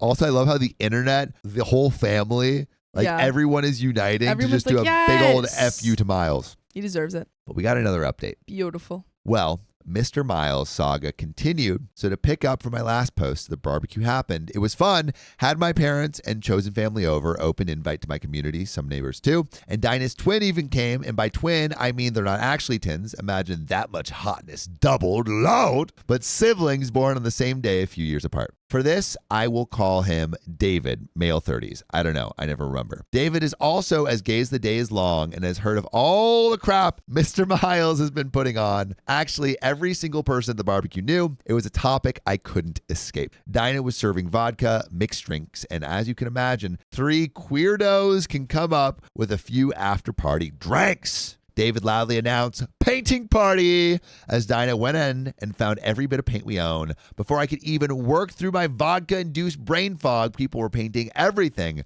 The porch, my chairs, near every rock, around my trees, and all the raised garden beds. Now my backyard looks like a gay unicorn had projectile diarrhea and shat rainbows. I like it. That's so funny. We played Lily Allen, F.U., and oh, that's a great song. Lily Allen is awesome. I don't know. You don't know Lily Allen? Maybe? I don't know. It's a great song. You probably have heard You've it. definitely heard it. It's What- great. how You does it love it. go? You're like, I haven't heard the song. It's very like happy, It's very happy. but like Okay, I'll look it up. Yeah, the lyrics are we'll play not. it later. And other gay booty songs, sing along. There are rainbow flags inside and outside my home at every window in the garden between my pumpkins. They painted half my pumpkins too. This is not a euphemism. Both cars have those mini flags that stay when you close the window. It was insanity. And the police arrived. For They what? got a call about a disturbance from a neighbor. And we all know, well, which neighbor? My whole street of neighbors were literally right there except him. A quick aside here, but it's not illegal to play loud music during the day here, just after an 8 or 9 or something, so no laws were being broken. The cops even admitted that, but they suggested we just keep it down. We thanked them and proceeded to not. And didn't do that. Suck it. It was a fun evening. My mom waited until everyone left, and she and Daddy were drinking my best wine, just loving this chaos, singing Dinah's praises, gushing over how she's designed the interior of this house. She did really well, I have to admit. It's updated in here and just brighter and fresher. There was a knock on the door, and Mom got it. Mr. Miles stepped in, and Paul and Daniel in tow. There's a whole squad now. Mm-hmm. My southern politeness what brain happened to freaking crap the bed. Joshy? I don't know. Josh? Hopefully he's staying out of it. Yeah. So I audibly groaned at the sight of him. Dinah came back from the kitchen, saw him, crossed through the whole living room, and planted a kiss right on my lips. And she handed me a fresh drink and sat right on my lap like a housewife. Beautiful. Mr. Miles asked for a drink. Dinah told him everything is out and in the kitchen, basically to say, F you, get your own in nice. His sons went to make him a drink, and I politely asked what he needed. He said he wanted to have a talk with me alone. Mom said, and what do you need with my daughter, Miles? And he said, that was between him and me. I said I was drunk and tired, so we'll have to wait until morning. He had his drink, made some passive-aggressive comments, wished us a good evening, and said he will come by later. Mom walked him out. He did the very next day, and sure enough, I was alone. Suga is not doing well. She's not responding to treatment. They're planning for the worst. I was devastated to hear this. She's like our Aw. neighborhood mom. I've known her my whole life. She's practically family. So I started to cry. She was being so nice to me, handing me a napkin, I don't trust speaking it. to me softly, rubbing my back, I don't trust it. telling me to let it all out. So I did. And then right when I was able to catch my breath and calm down, he said he wanted to tell me in person. I told him that was appreciated and I was so sorry for his family. He said, I know. Thanks. That's another reason I wanted to chat like adults. I know that woman you live with doesn't like me much. And I laughed without meaning to. Not like him. She would piss on his grave and stomp the dirt down to the tune of Hit the Road Jack should the chance arrive. And then paint it. Rainbow. And if she weren't fit for prison, she'd give herself that chance with her own bare hands. Mr. Miles is still being nice and says that he knows I am the reasonable one and that we had our fun. But Shoulda this kept his tantrum of mouth ours shut. needs to end. Suga will be coming home to live out her time, and he doesn't want her to see our mess of a yard. He said it would upset her, and he knows I don't want to ever upset her. I will be honest. I was so in my feelings over the news that he almost sounded reasonable to me. Then he offered to have Paul come over and help me make it presentable again. My God. And my brain kicked in. I stared at this man who just used the worst possible news a child could share about a parent as a tactic and the spirit of Dinah came upon me. Dinah's coming through. I very coldly told him to leave as I have some decorating to do. I think he thought I meant to tear everything down because he left without a fuss. I told Dinah the moment that she got home. At this point, her patience was up. She stormed out of the house. And for a moment, I was like, oh God, honey, don't do it. I don't even know where the jail is. And she came back in with bags. She's been shopping apparently, and this part is entirely y'all's fault. She found so many items, including colorful wind chimes. She just held up a few things and asked me to help her unload the rest, and I was like, the rest! So we spent the whole night decorating the front porch. I will effing marry this crazy booty woman. Lol. This past Wednesday, Sugar got home. I rushed out to hug her, and she hugged me back. It was one of those mama hugs that made you want to laugh and cry and let everything out. She held my hand tight and looked at the porch. She laughed and said, girl, you really leaned in. Oh, Sugar said that. Yeah. I love Sugar. Then said something was missing. I asked her what, and she said my flag, the big one I had in the front. I told her what Miles did to it, and a storm went over her face. She got quiet and asked me to explain. I said that she should rest. It's a long story. She turned to tell her daughter, who drove her, to make some lemonade, and that she was going to sit with me on the porch. Sugar's not going to let this stand. Oh. So I told her everything basically in all my posts, including Miles's most recent visit. She kept her expression steely the whole time. She asked a lot of questions, then asked if she ever told me about her first love. I thought she met Mr. Richard Miles's late father. No, she's going to say it's Pop. And she laughed. She told me when she was young, before Richard ever asked her out, there was a woman her age who always... gay! Yes! This is the best story ever! There's so many baddies on this street. I love this. There was a woman her age who always dressed in suits, which for the time was not considered okay or normal. She just loves her masked ladies. People hated her, but Sugar fell for her almost instantly. She said Dinah reminds her of her, and that I seem really happy now that Dinah has moved in. Then she looked at me so serious and said, so are you? And then I went inside to show her the ring I had long bought, and then I'm going to marry that woman if she'll have me. She smiled, patted my cheek, kissed my hand, and went home. By the way, if you want to come home with us, you can join our live streams every weekday, 3 p.m. PST. Just tap our profile. Yesterday, my daddy called and said, hey, what's this about a wedding? And I was like, what? And he said he's not surprised to be telling me this. He's not supposed to. So don't tell mom, but she and Sugar had a long phone call, and Sugar wanted to pay for my wedding. Not some of it. Sweet. The whole thing. God. This is already long. Sorry. I swear I'm skipping a lot here, but I was obviously floored. There's paperwork involved, and mom is working with Sugar on it. And daddy said, well, I guess you got to ask that woman to marry you. And I said I intended to. So I'm writing this auntie as F. Ring in pocket, dressed up, waiting for Dinah to come home from the salon so we can have date night. Mr. Miles is about to have a complete conniption. Wish me luck. And there is an update. There is an update. I need to know. I need to know. Hey guys, so I'm sad to say she said no. What? No. What? No. No way. No. No freaking way. No. No. It was a lot too. I'm effing with you. She said yes. I'm going to marry this woman. She's the most amazing, smart, strong, hilarious, crazy, loving, beautiful woman in this goddamn world. And I could not effing stand it to keep it to myself. We had such an incredible time. She came home and was already dressed, so we went out. It was my turn to plan date night, so I was at an advantage. I took her to a place that was like the restaurant our first date was in. Sadly, the original is no more, and we shared stories about that date. I was nervous and word vomited like an overfed baby. She found me charming. We then retraced a walk we had when I first told her I loved her. She had clammed up at it and skirted saying it back, but now she tells me every effing day, multiple times a day, even when she's pissed at me. We then ended up at our city aquarium. Hey, quick trivia. I was once a professional mermaid there. You read that right. Chloe, eat your heart out, where she stalked me just to ask if we are real, not just a fun summer fling. And to go steady, I took her to our favorite bar for karaoke, got down on my knee, and she stared at me and just went, "Shut the F up. Are you proposing to me?" Ah! And before I even knew it, she pulled out a ring. No way! And we You just two are laughed made for each other. and kissed. Ah! Ah!